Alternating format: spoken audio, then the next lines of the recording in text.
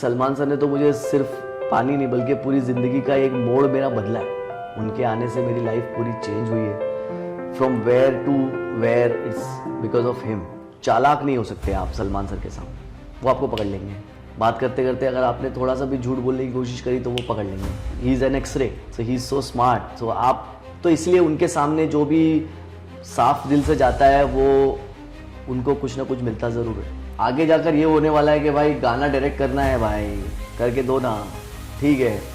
आपकी वो 3D pictures भेज दो, डांस करवा लिया, 3D पिक्चर्स उसके ऊपर मैप कर दी, कश्मीर का बैकग्राउंड ले लिया, कश्मीर बना दिया सीनरी में, थोड़े बहुत पत्ते उड़ा दिए, ऊपर से 2-3 प्लैनेट्स लगा दिए, ब्यूटीफुली उसको अच्छे से एडिट करके दिए। आगे जाके होने वाला है। अभी मैं सारे इजराइल प्रोडक्ट्स बंद करके रखे हैं। Completely boycott. कंप्लीटली कौन कौन से ऐसे प्रोडक्ट्स यूजुअली लोगों ने? मैं ज़्यादातर इंडियन प्रोडक्ट्स यूज़ करता हूँ। मेक इन इंडिया या मेड इन इंडिया हो, और या तो फिर वो मेड इन इजराइल ना हो, मतलब वो कनेक्टेड ना हो। तो ऑलमोस्ट सारे के सारे सॉफ्ट ड्रिंक्स में बंद किए हैं, सारे जितने भी हैं, और सारे मैकडोनल्ड और ये वो KFC वो सब बंद है मेरा। मैं I never do a meeting in Starbucks, so I think it's for life now, I will never use it.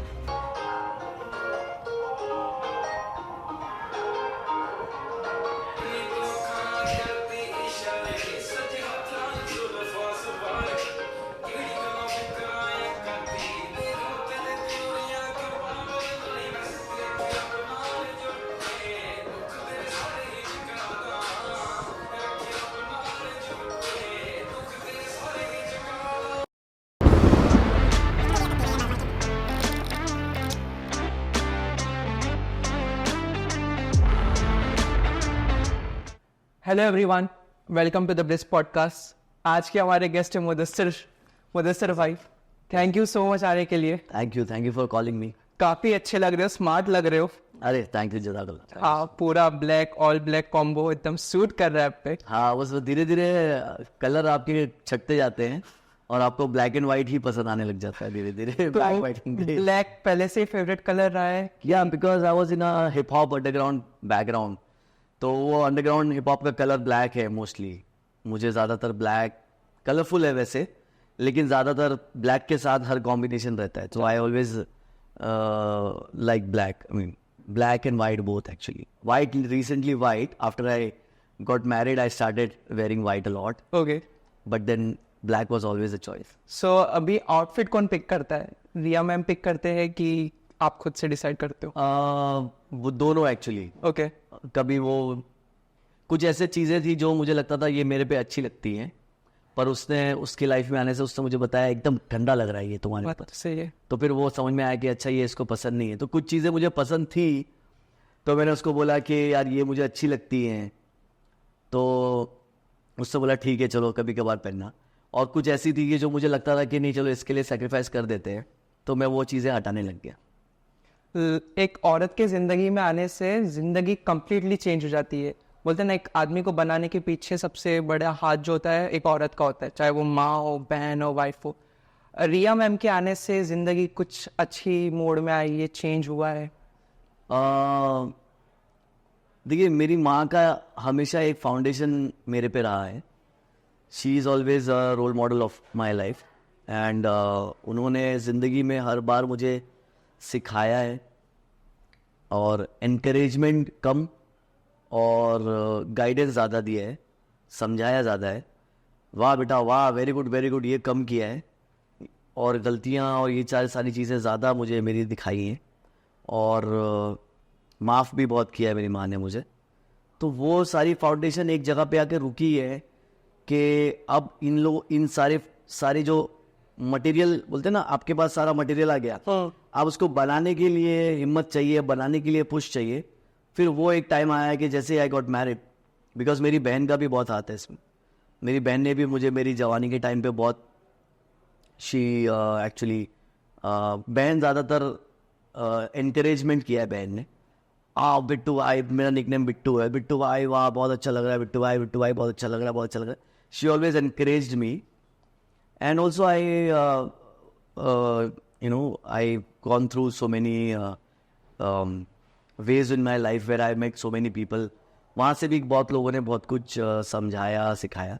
But I think after I got married वो सारा जो मटेरियल था उसको सही यूज करने का तरीका और सही जिंदगी में सही जगह पर सही वक्त और सही लिमिट में करने का तरीका I got from my wife. And अभी तो we are just knowing each other, but then too it's a speedy life I can say. बहुत fast we are knowing each other, because शादी के पहले हम उतना मिले नहीं, कभी बहुत कम मिले हैं. तो इस हिसाब से because we were actually not in a relationship नहीं था. तो हम थोड़ा सा you can say like arrange का मतलब अरेंज काइंड करते करते प्यार हो ही गया. हाँ, शादी मतलब हमने सोचा कि भाई प्यार के चक्कर में नहीं पड़ते हैं, डायरेक्ट शादी करते हैं फिर प्यार करेंगे. तो वो उन्होंने उसकी वजह से वाइफ का एक इम्पोर्टेंस, आपकी वाइफ जो है वो आपकी माँ का कंटिन्यूटी, ऑब्वियसली माँ का तो कोई कंपैरिजन नहीं है, लेकिन वो उसकी एक आगे कंटिन्यू करती है. समुंदर से दरिया जब आता है तो वो होना चाहिए, तो वो दरिया फिर आगे जाके समुंदर में फिर बहता है, तो वो होना चाहिए. बहुत ज़रूरी, बहुत लकी लोगों को वो मिलता है. तो I think alhamdulillah I've got such kind of lady in my life where my mom has started giving me a foundation and my wife is trying to build that into an empire. हम जैसे single लोगों को advice क्या दोगे, शादी करनी चाहिए कि नहीं करनी चाहिए? शादी तो सबको करनी चाहिए. सबको करनी चाहिए. हाँ, शादी करने से बहुत सारी चीज़ें आपकी रिवर्स में जाती है. ओके, जैसे कि आप जवान हो जाते हो. अच्छा. आप एनर्जेटिक हो जाते हो, आप कॉन्फिडेंट हो जाते हो, आप रिस्क टेकर हो जाते हो. इस जो भी सोसाइटी में ये बोलते हैं कि शादी करने से इंसान बहुत ज़्यादा रिस्पॉन्सिबल होने की वजह से बहुत डर जाता है, बहुत ज़्यादा घबराता है, बहुत ज़्यादा रिस्पॉन्सिबिलिटी होती है तो बड़े कदम नहीं उठा सकता है. आई थिंक ये सब उल्टा है. शादी करने के बाद आप और ज़्यादा रिस्क टेकर हो जाते हो, और ज़्यादा हिम्मत आ जाती है आपके अंदर, और ज़्यादा स्ट्रेंथ आ जाता है, और आप सही डिसीजन लेने वाले हो जाते हो, और आप बहुत ज़्यादा अपना केयर करने लग जाते हो. हेल्थ वाइज आप भी केयर करते हो. तो ये आप तो रिवर्स में चले गए ना. I mean what I used to look before my marriage, now I am better than those times. आप जो है एक तरीके से मिलेनियल्स और जेनजी दोनों को रिप्रेजेंट करते हो. जैसे मैंने आपको बोला आप काफ़ी यंग लग रहे हो और आप हो यंग. तो शादी में काफ़ी ज़्यादा मनमुटाव होता है, कभी आर्ग्यूमेंट्स होते हैं, एंड आप इस पर्सन के साथ 24 घंटे हो. ऐसा नहीं कि गर्लफ्रेंड है तो मैं 10 घंटे उसके साथ हूँ, बाकी के 14 घंटे में किसी मतलब घर पे हो, किसी और के साथ ही घर पे हो. लेकिन शादी हो जाने के बाद 24 घंटे उसी के साथ है. तो वो मनमुटाव को कैसे हम रिजॉल्व कर सकते हैं? आपको काम पे जाना ज़रूरी है. आप काम धाम छोड़ के पूरा टाइम अपनी वाइफ के साथ रहोगे तो आपको कहीं एक दूसरे से ब्रेक लेने के लिए, it's not called a break actually, it's called charging of your आपकी एनर्जी को आप चार्ज कर रहे हैं कि आप जब वापस मिलें तो you have stories to say, your wife has a story to tell you, and दोनों एक दूसरे, सो दोनों को कोई ना कोई एक्टिविटी में बिजी रहना ज़रूरी है. ये मुझे लगता है बहुत इंपॉर्टेंट है. या obviously in the beginning you have to give time to each other. तो आप 24 घंटे रहोगे तो भी बोर नहीं होते हो, लेकिन आपको कभी कभार वो स्टार्ट करना होता है कि no I have to go out and I have to work, and you also whatever you are doing you also have to do. So दोनों को अपनी अपनी लाइफ में ये पर्सनल एक्टिविटीज से हटकर अपना प्रोफेशनलिज्म या जो भी दोनों को पसंद है वो कंटिन्यू वो करना चाहिए. वो करने से 4-6 घंटा शुरू में आप टाइम दो. जैसे स्टार्ट में मैंने एकदम ही कट किया था, कोई काम नहीं कर रहा था मैं, लेकिन जैसे ही मेरा लाइक शादी के 15 दिन बाद ही मैं भागने लग गया काम पे, और बहुत काम आने लग गया. फिर उसके बाद मैंने एक लेडी लक, हाँ बहुत काम आने लग गया. और फिर उसके बाद सडनली अभी आई थिंक इलेक्शन के टाइम पे इंडस्ट्री थोड़ी डाउन हो गई थी, तो वहाँ पे मुझे थोड़ा अच्छा ब्रेक मिला. मतलब मुझे जब भी ब्रेक मिला तो वो कंप्लेनिंग वाला ब्रेक नहीं था कि हाँ चाहिए था, मच नीडेड ब्रेक था. And I am a guy who is always going on from here. तो कुछ ना कुछ मेरे दिमाग में चलता ही रहता है. तो मैं घर पे भी हूँ तो कुछ ना कुछ I have a very good high end system where I learn VFX वगैरह सब सीखता रहता हूँ कुछ ना कुछ. अनरियल काफ़ी सीख लिया है मैंने बहुत कुछ, क्योंकि आगे जाके भी बहुत गेम डेवलप करना है. नहीं देखो, unreal is not just a game developing thing. मैं जो कोरियोग्राफी करता हूँ उससे बहुत कनेक्टेड है वो चीज़ें. ओके.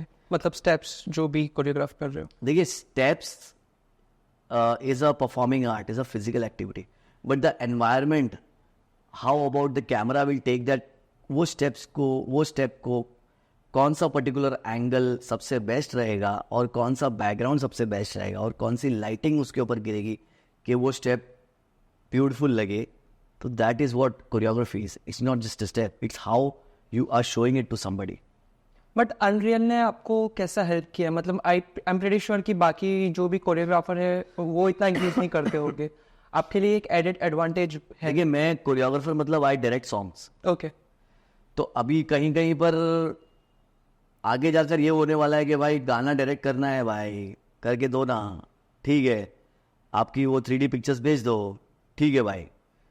एक मेरे असिस्टेंट को बुलाया, डांस करवा लिया, 3D पिक्चर्स उसके ऊपर मैप कर दी, कश्मीर का बैकग्राउंड ले लिया, कश्मीर बना दिया सीनरी में, थोड़े बहुत पत्ते उड़ा दिए, पीछे मैंने हवाई माउंटेन का वो डाल दिया, क्या बोलते हैं, लावा वॉल्केनिक माउंटेन लगा दिया, ऊपर से 2-3 प्लैनेट्स लगा दिए, ब्यूटीफुली उसको अच्छे से एडिट करके दिए. आगे जाके होने वाला है.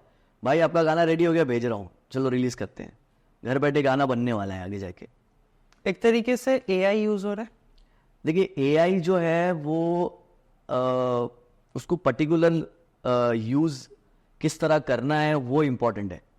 एक जाहिल आदमी एआई करेगा तो वो बर्बाद करेगा, वो बोलेगा ये क्या है, ये कुछ भी है.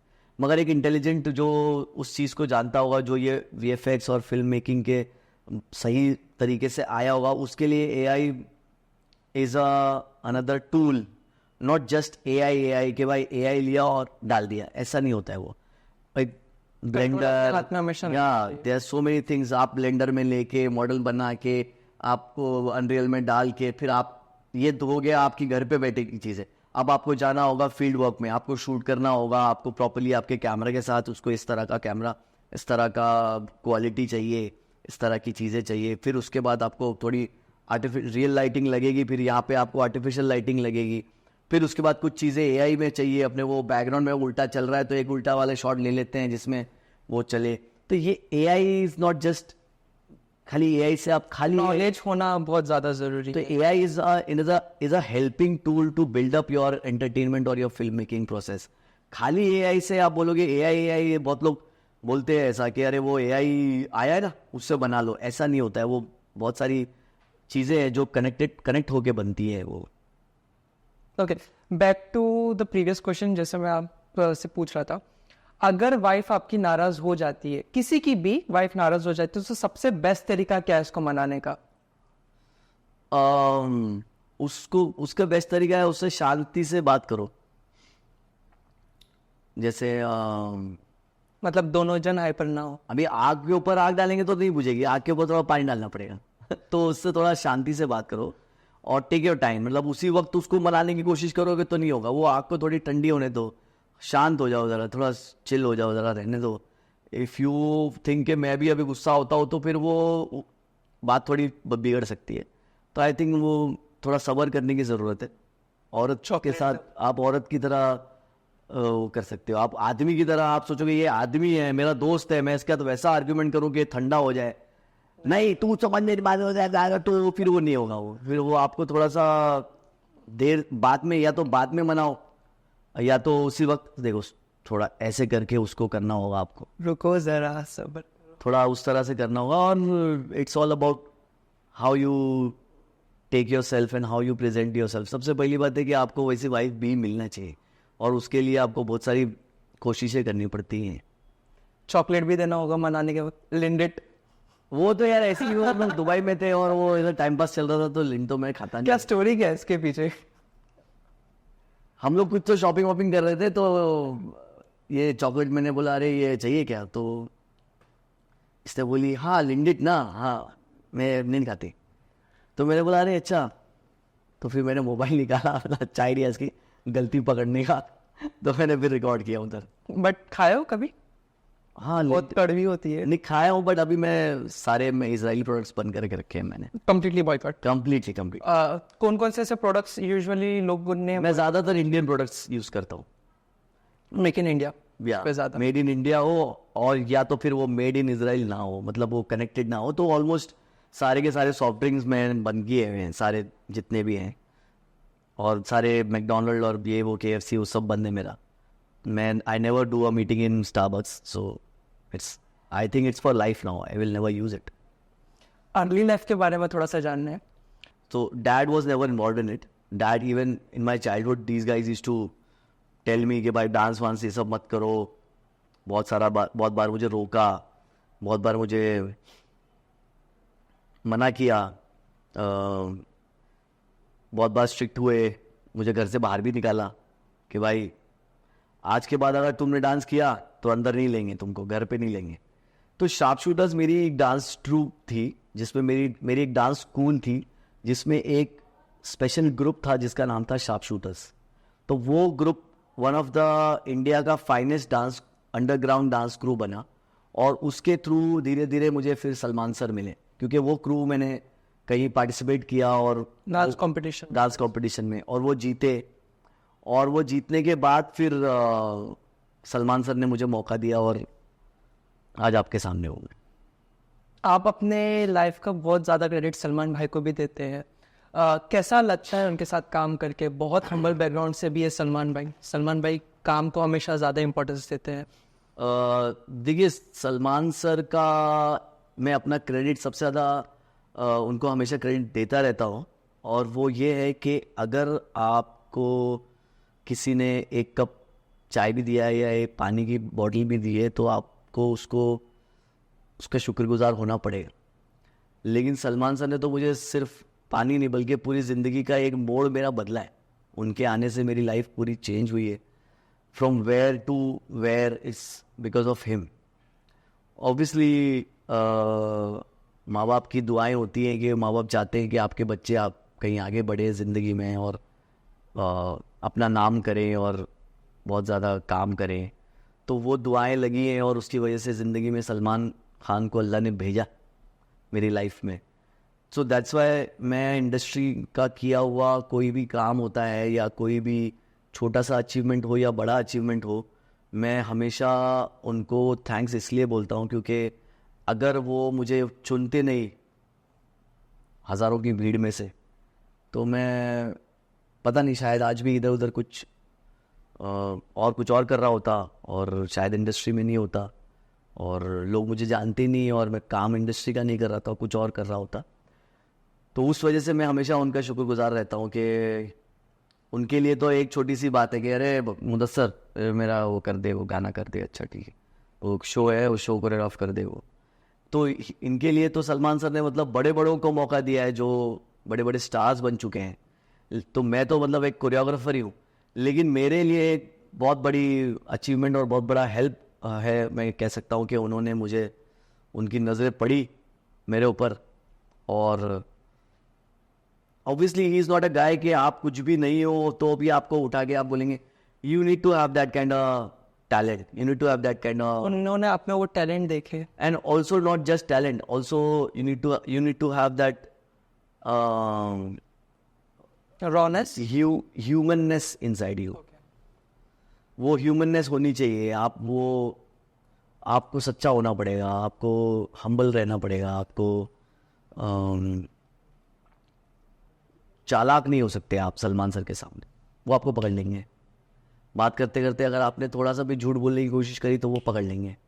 ही is an x-ray, so he is so smart. So आप तो इसलिए उनके सामने जो भी साफ दिल से जाता है वो उनको कुछ ना कुछ मिलता ज़रूर है।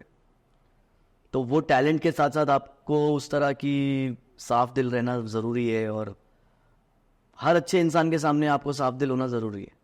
And I think Salman Khan का दिल ऐसा है कि एक बच्चे की तरह है। तो आप जब उनके सामने अपने आप को अच्छी उम्मीद लेके आप जाते हो कि सर मैं ये गाना ऐसा करूँगा, तो ही ऑलवेज हेल्प्स यू। और फिर आपकी गलतियाँ भी होती हैं तो वो उसको गलतियों को ऐसा भी छुपाते हैं कि आपको पता ना चले कि आपने गलती करी है। अरे सर वो वहाँ पे वैसा हुआ था ना, हाँ वो मुझे ऐसा करना है वो। तो आपको ऐसा लगेगा कि अरे यार बाद में पता चलेगा तो मेरी गलती थी, तो इन्होंने मुझे बताया नहीं और फिर भी इन्होंने चेंज करके ये किया कि ताकि मेरी गलती ना मिले। So he is another indirect teacher also. He will always. And अभी कैसा है मेरा रिश्ता उनके साथ में, एक फैमिली जैसा है. मैं उनकी फैमिली बहुत मानती हैं और मैं उनके, तो अभी वो एक, पे भी उनके घर पे जाते हो? हाँ अभी क्या शादी में वो आए थे, वो एक बहुत बड़ा, क्योंकि मैं जनरली जब उनको कार्ड देने के लिए गया तो मैंने बोला सर मैं शादी है मेरी, शादी कर रहा है तू, तो सर आइएगा, हाँ मैं आऊँगा. तो I thought he won't come because he is too busy and he has so much things to do. कभी शूट, कभी एक्ट फिल्म, कभी अलग दूसरी meetings and script reading and all. तो मुझे नहीं मालूम, मुझे श्योर था, मैंने घर में बोल दिया था वो नहीं आने वाले हैं. तो मम्मी ने बोला भी अरे बेटा तुम्हारी शादी में तो आना चाहिए ना, इतना तुम्हारे साथ में काम किया, इतने साल, 10-12 साल हो गए तुम लोगों को. मैंने बोला अरे बाबा नहीं आएंगे, मेहरबानी करके, उनको वो बिजी रहेंगे, तो मैं बाद में शादी के बाद इसको लेके चला जाऊँगा, तो मिल लेंगे, उनके घर पे जाके मिल लूँगा, मिठाई का डब्बा लेके चला जाऊँगा. तो देन सडनली मैं अपने घर पे रेडी हो रहा था और मेरी वाइफ रेडी हो रही थी, मैं रेडी हो रहा था और घर में पूरा भागदौड़ मच रहा था. और सडनली मुझे जो मेरा मैनेजर है प्रवीण, उसने फ़ोन किया, सर भाई निकल गए. मैंने भाई निकल गए? सर भाई निकल गए. मैंने आ रहे क्या? बोला हाँ हाँ. मैंने क्या बात कर रहे हैं? वो सब उनकी पूरी टीम आई है, गार्ड्स आए इधर. मैंने अरे बाप रे बाप. फिर मैं जो भागा हूँ मेरी वाइफ को लेके, तो मम्मी बोली अरे हम लोग को लेके जा. मैंने आप लोग अलग से पीछे से आइए, मैं लेट हो जाऊंगा तो नाक कट जाएगी. हॉल पे फिर मैं पहुंचा फटाफट, फिर आधे घंटे में ही just arrived and I was like so surprise and so shocked. And मेरी तो मतलब लगा कि यार इससे ज़िंदगी में इससे बड़ा शादी का गिफ्ट और क्या हो सकता है. I was really really touch from, बोलते ना वो पहली बार जब ज़िंदगी में सलमान खान को मैं मिला था, वो जो एक तरह का इमोशनल मेरा मोमेंट था, और शादी के टाइम पे वो सेम मोमेंट हुआ मेरे साथ. सलमान भाई को स्पेशल फील बहुत अच्छे से कराना आता है, जैसे उन्होंने आपकी शादी में. बहुत लोग सलमान भाई के बहुत मिस इंटरप्रेटेड करते हैं उन पे, तो आप उनको काफ़ी अच्छे से जानते हो. You know him on camera, of camera. Of camera Salman भाई की पर्सनैलिटी कैसी है? I was talking about of camera only. मतलब सलमान खान के बारे में आप कभी भी ऑफ कैमरा ही बोल सकते हो, वो on camera off camera same है. ओके, उनके ड्यूअल ऐसा बिल्कुल भी नहीं. नहीं देखो, अभी वो किसी का खून करने का सीन है, तो वो खून करने के सीन में वो रिएक्शन अलग रहेगा ना, वो तो शूटिंग है, वो तो काम है. बट रियलिटी में अगर आप उसको बोलोगे कि भाई सर कट, सर वो हाँ क्या हुआ, he is neutral, he is just like us. कोई ऐसी क्वालिटी सलमान भाई की जो हर एक इंडिविजुअल में होनी ही चाहिए? वो क्वालिटी, ऐसी तो बहुत सारी क्वालिटीज़ हैं, पर मुझे लगता है कि एक क्वालिटी है जो लोगों के अंदर होनी चाहिए, जिससे दुनिया एक बेहतर प्लेस बनेगी. वो ये है कि रहम उसके दिल में मौत. मतलब मैं कभी उनके पास जाकर रोया नहीं हूँ कोई बात से कि सर मेरा ऐसा ऐसा प्रॉब्लम हो गया है और मेरी मदद करो या ऐसा कुछ. पर मैंने जब भी किसी को देखा है कि जो उनके पास जाकर कभी इमोशनल हो गए हैं, उस टाइम पे उसका दिल जैसा पिघल जाता है ना, वो रहम जो उसके दिल में आ जाता है, वो मैंने देखा है कि वो अगर लोगों के दिल में आ जाए तो कसम से दुनिया में इतना रहम बढ़ जाए ना लोगों के दिलों में कि लोग नफरत करना कम कर दे. अब वो बहुत प्यारी क्वालिटी है सर के अंदर, बहुत रहम दिल. वो जैसे ही उनको कोई बोल दिया अरे सर वो ऐसा ऐसा, but he will not show. बहुत कम लोगों को दिखाई देगी, बट जैसे हम लोग उनके साथ इतना साल गुजारे हैं तो हमको ऐसा समझ में आ जाता है कि he got little emotional.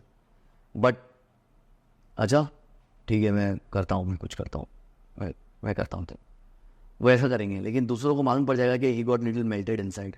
That quality I think people should have nowadays, because nowadays आजकल के स्पेशली यंगस्टर्स जो सोशल मीडिया पे सिर्फ सुबह उठते हैं और गाली देना शुरू करते हैं और रात को सोने से पहले गाली देना शुरू करते हैं, ख़त्म करते हैं. मुझे लगता है वो यंगस्टर्स को ये क्वालिटी बहुत ज़रूरी है कि छोटी मोटी चीज़ों को नज़रअंदाज करें और एक दूसरे के लिए थोड़ा रहम रखें.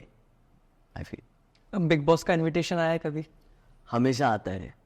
जाते क्यों नहीं हो? पता नहीं, मैं आई डोंट नो. मैं बना नहीं हूँ, मतलब मुझे ऐसा लगता है कि मैं पता नहीं, मैं या मैं बिगड़ जाऊंगा या मैं कुछ बोल दूंगा या मैं डरता हूँ, because it's a very hard difficult show. मेरे सारे दोस्त जाते हैं, सलमान सर ने भी बोला एक बार मुझे, कर लेना, करता क्यों नहीं है। अगर सर मैं वो कोरियोग्राफी कर रहे हैं तो बिग बॉस की कोरियोग्राफी करता हूँ मैं। पहले मैं बहुत कोरियोग्राफी करता था बिग बॉस की, सारी वो बहुत सारे सीजन्स किए थे मैंने। तो मेरा सर मैं बाहर से कोरियोग्राफ कर रहा हूँ वो सही है। तो ही से डरे कोरियोग्राफ भी करना, जब बिग बॉस में रहेगा उसके बाद छूटने के बाद फिर से कोरियोग्राफी करना। तो मैं वो करूँगा मैं, लेकिन मैं पता नहीं, मैं सोच के बताता हूँ, ऐसे करके इग्नोर कर दिया मैंने। लेकिन I think it's a hard show, it's not an easy show, it takes your reality. One of the camera सब जाहिर कर देता है। कैमरा नहीं, कैमरा देखो आप, अभी अभी मैं कैमरा, अभी मैं आया बैठा, मैंने देखा कैमरा लगा हुआ है, थोड़ी देर के बाद तो मैं कैमरा भूल जाऊंगा ना। तो वो तो आप थोड़े दिन में भूल ही जाते हो कैमरा। हर एक आर्टिस्ट की लाइफ में एक फेज आता है कि जहाँ पे वो काफ़ी ज़्यादा डिप्रेस होता है। आपकी ज़िंदगी में ऐसा कोई फेज आया है? आया है ना, क्योंकि बहुत बार आया है। डिप्रेस्ड वाला फेज जो है वो डिप्रेस्ड तो नहीं आया है, क्योंकि डिप्रेशन जैसी जो डिप्रेशन जैसा आया है, बट नॉट डिप्रेस प्रॉपरली वैसा नहीं आया है। या ऑब्वियसली थोड़ा सैड, थोड़ा सा एंजाइटी, थोड़ा डार्क, ये वाला जोन ज़रूर आया है, but not too depressed because बचपन से ही वो एक बहुत सारी चीज़ें आई गई हैं, तो बड़े तूफान देखे होते हैं आपने, तो उसके बाद जब कोई और छोटे मोटे तूफान आ जाते हैं तो आपको ऐसा लगता है कि चलो ये भी वक्त निकल जाएगा, तो वो कॉन्फिडेंस थोड़ा रहता है। लेकिन या अगर आपने बचपन से कोई चीज़ देखी नहीं और सडनली आपके ऊपर कोई ऐसी तूफान आ गया और आपने अपने आप को तैयार करके नहीं रखा है, तो आप डिप्रेशन में जा सकते हो। लेकिन आपके दिमाग में एक चीज़ है कि घर वालों ने हमेशा ये चीज़ बता के रखी है कि देखो बेटा, अल्लाह उन लोगों को उतना ही दुख, उतना ही इम्तिहान, उतना ही मुश्किलें देता है जितना उसके अंदर सहने की ताकत होती है। तो अब ये बात अपने को मालूम हो गई है कि भाई मेरे अंदर सहने की ताकत उतनी है तो उतना ही रहने वाला है, उससे ज़्यादा नहीं रहने वाला है। और दूसरी चीज़ है कि अंदर की सहने की ताकत को कमज़ोर करने की चीज़ें भी हैं, जैसे आप ड्रग एडिक्ट बन जाओ, शराबी बन जाओ, ये सब आपकी ताकत को कमज़ोर कर देते हैं। तो अब आप जब कोई प्रॉब्लम आती है तो फिर आप उसको ले नहीं पाते, फिर आप डिप्रेशन में चले जाते, क्योंकि आपने अपने अंदर की जो सहन शक्ति है उसको, ये सारी गंदी चीज़ों से आपने ख़राब कर दिया इसको। तो उस वजह से आप क्या होते हो कि आपके अंदर ताकत नहीं रहती, फिर आप डिप्रेशन में आ जाते हो, फिर आपके अंदर दिमाग में सब नेगेटिव बातें आने लग जाती हैं। फिर आप सोचते हो यार मैं पैदा ही क्यों हुआ, मैं क्यों ज़िंदा हूँ, मैं ज़िंदा हूँ तो किसी को कोई फ़र्क नहीं पड़ रहा, मैं निकल जाता हूँ। आप समझे? तो ये उन लोगों के अंदर आती है जिन लोगों के अंदर वो एबिलिटी रहती है और वो लोग उसको ख़त्म कर देते हैं फालतू कंपनी और फालतू चीज़ों से। गुलाम बन जाते एक तरीके। हाँ, फालतू कंपनी आपको फालतू चीज़ें सिखाती हैं, और मेरा हमेशा से ये रहा है कि मेरे को कंपनी हमेशा अच्छी चाहिए। और अल्हम्दुलिल्लाह आई एम वेरी थैंकफुल कि मुझे इस परवरदिगार ने हमेशा अच्छी कंपनी दी है, कम दी है लेकिन अच्छी दी है। Lucky, I am very lucky in this. मुझे कभी भी कुछ ऐसे लोग आते हैं ऐसे हवा बन के और थोड़े से मुझे वो नेगेटिव जैसे लगते हैं, तो पता नहीं अपने आप मैं उनको दूर कर भी नहीं पाता हूँ, बस वो अपने आप ऐसे मेरा मुंह यहाँ मुड़ जाता है और फिर मैं थोड़ी देर के बाद देखता हूँ तो वो दूर चले जाते हैं। तो ये ऊपर वाला हमेशा मेरे साथ ये उसने किया है। मुझे हमेशा ये सब नेगेटिव कंपनीज जो आई है ना, ये चली गई है। मैंने आते वक्त मैंने देखा है कि अरे यार कहाँ फंस गया ये, अब मेरे को परेशान करेगा यार, ये तो मेरा पूरा वो कर रहा है, अब तो मेरा ये पूरा काम खराब कर रहा है, मेरे पैसे भी ले लिया, अब मैं इससे कब जान छूटेगी, कब तक इसके साथ काम करना पड़ेगा, कब तक ये प्रोडक्शन में ये बंदे के साथ ये करना पड़ेगा, वो करना पड़ेगा। और वो अपने आप कुछ हुआ, वो बंद हो गए, चले गए। तो वो अपने आप वो चीज़ें दूर हो जाती है, मैंने देखी है। और फिर अच्छे लोग जो होते हैं वो अच्छे लोग रहते हैं, बट अच्छे लोग भी जाते हैं आपकी ज़िंदगी में, अच्छे लोग भी आना जाना चलता ही रहेगा, कभी ना कभी आपको भी जाना है। तो इसकी वजह से डिप्रेशन जैसा कभी नहीं हुआ, लेकिन डिप्रेशन जैसा after lockdown, I was facing something really serious. From 2 years, I was in a very bad state, very bad state, and I was like बहुत अकेला पड़ गया था. और सबसे पहली बात ये है कि हमारे यहाँ पे बॉयज लोग डिप्रेशन में नहीं पड़ सकते हैं. आदमी एक्सपेक्ट करते हैं आदमी से कि वो एकदम टफ रहे. हाँ, तुमको क्या प्रॉब्लम है यार, तुम तो लड़के हो, अरे छोड़ो, लाइफ में आगे बढ़ो. तो वो सोचते हैं यार ये क्या बात बोल रहे हैं ये लोग यार, मतलब. तो वो एक बहुत बड़ा वो था, वो एक तरह का अच्छी भी बात है मेरे को लगता है, क्योंकि वो आपको थोड़ा पुश भी करती है कि हाँ यार मैं क्या ये सब ले रहा हूँ यार. और एक तरह से वो रॉन्ग भी है सोसाइटी में कि अरे तुम तो लड़के हो, तुमको क्या ये सब टेंशन फालतू का, अरे भगाओ, घूमो फिरो, मजे करो. तो वो भी था. तो और दूसरी चीज़ है कि आप अपने माँ बाप के सामने जाके रो नहीं सकते हो कि मम्मी ऐसा हो गया, मम्मी वैसा हो गया, मम्मी बहुत अजीब लग रहा है, बहुत वैसा लग रहा है. तो वो भी एक प्रॉब्लम है. तो और दोस्त भी नहीं लाइफ में ख़त्म हो गए थे पूरे, कोई दोस्त भी नहीं बचे थे. तो वो 2 साल ज़रा ऐसे थे कि ये कहानी मैं बताऊं किसको. तो वो वजह से ज़रा डिफ़िकल्टी हो गई थी कि मैं फ़ोन उठाऊं तो किसको बोलूं. अब काम पे जा रहा हूं, कोई शूट चल रहा है, हल्का फुल्का शूट चल रहा था लॉकडाउन के बाद, ज़्यादा नहीं.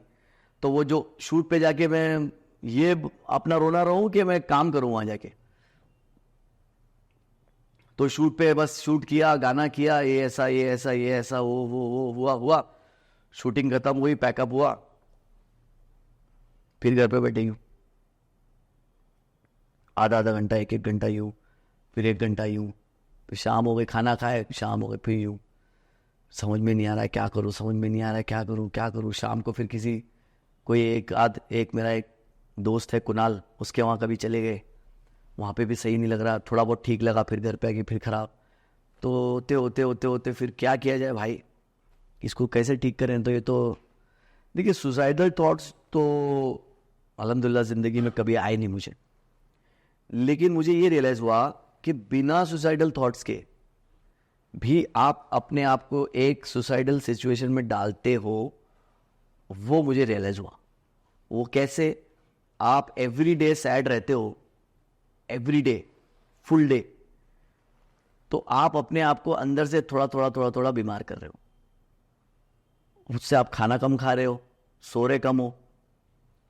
तो वो आपको क्या कर रहे हो, आप अपने आप को सैड कर रहे हो और अपने आप को बीमार कर रहे हो. तो फिर मुझे रियलाइज़ हुआ कि यार मैं तो इनडायरेक्टली अपने आप को किल ही कर रहा हूँ सैड रह के. तो ये भी एक तरह का सुसाइड ही है, तो ये तो गलत है. तो जब मुझे रियलाइज़ हुआ कि मैं तो ऐसा बंदा हूँ नहीं यार, ये सब फालतूगिरी में विश्वास रखने वाला हूँ नहीं मैं, ये सब, तो मैं क्यों अपने आप को किल कर रहा हूँ. Then I started fighting myself. और अब जब आप कैसे लड़ोगे, आपको लड़ने के लिए एक पुश चाहिए होगा, एक मोटिवेशन, धक्का चाहिए होगा. चाहिए होता है. जब इंसान आपकी ज़िंदगी में धक्का बन के नहीं आएंगे तो उसका क्या मतलब होता है. जब कोई धक्का देने के लिए है ही नहीं तो कैसे धक्का मिलेगा आपको ऊपर वाले की तरफ से. ऑब्वियसली आपको वहीं जाना पड़ेगा रोते रोते, रे भाई धक्का दो यार, बहुत हो गया, माफ कर दो, धक्का दो हमको.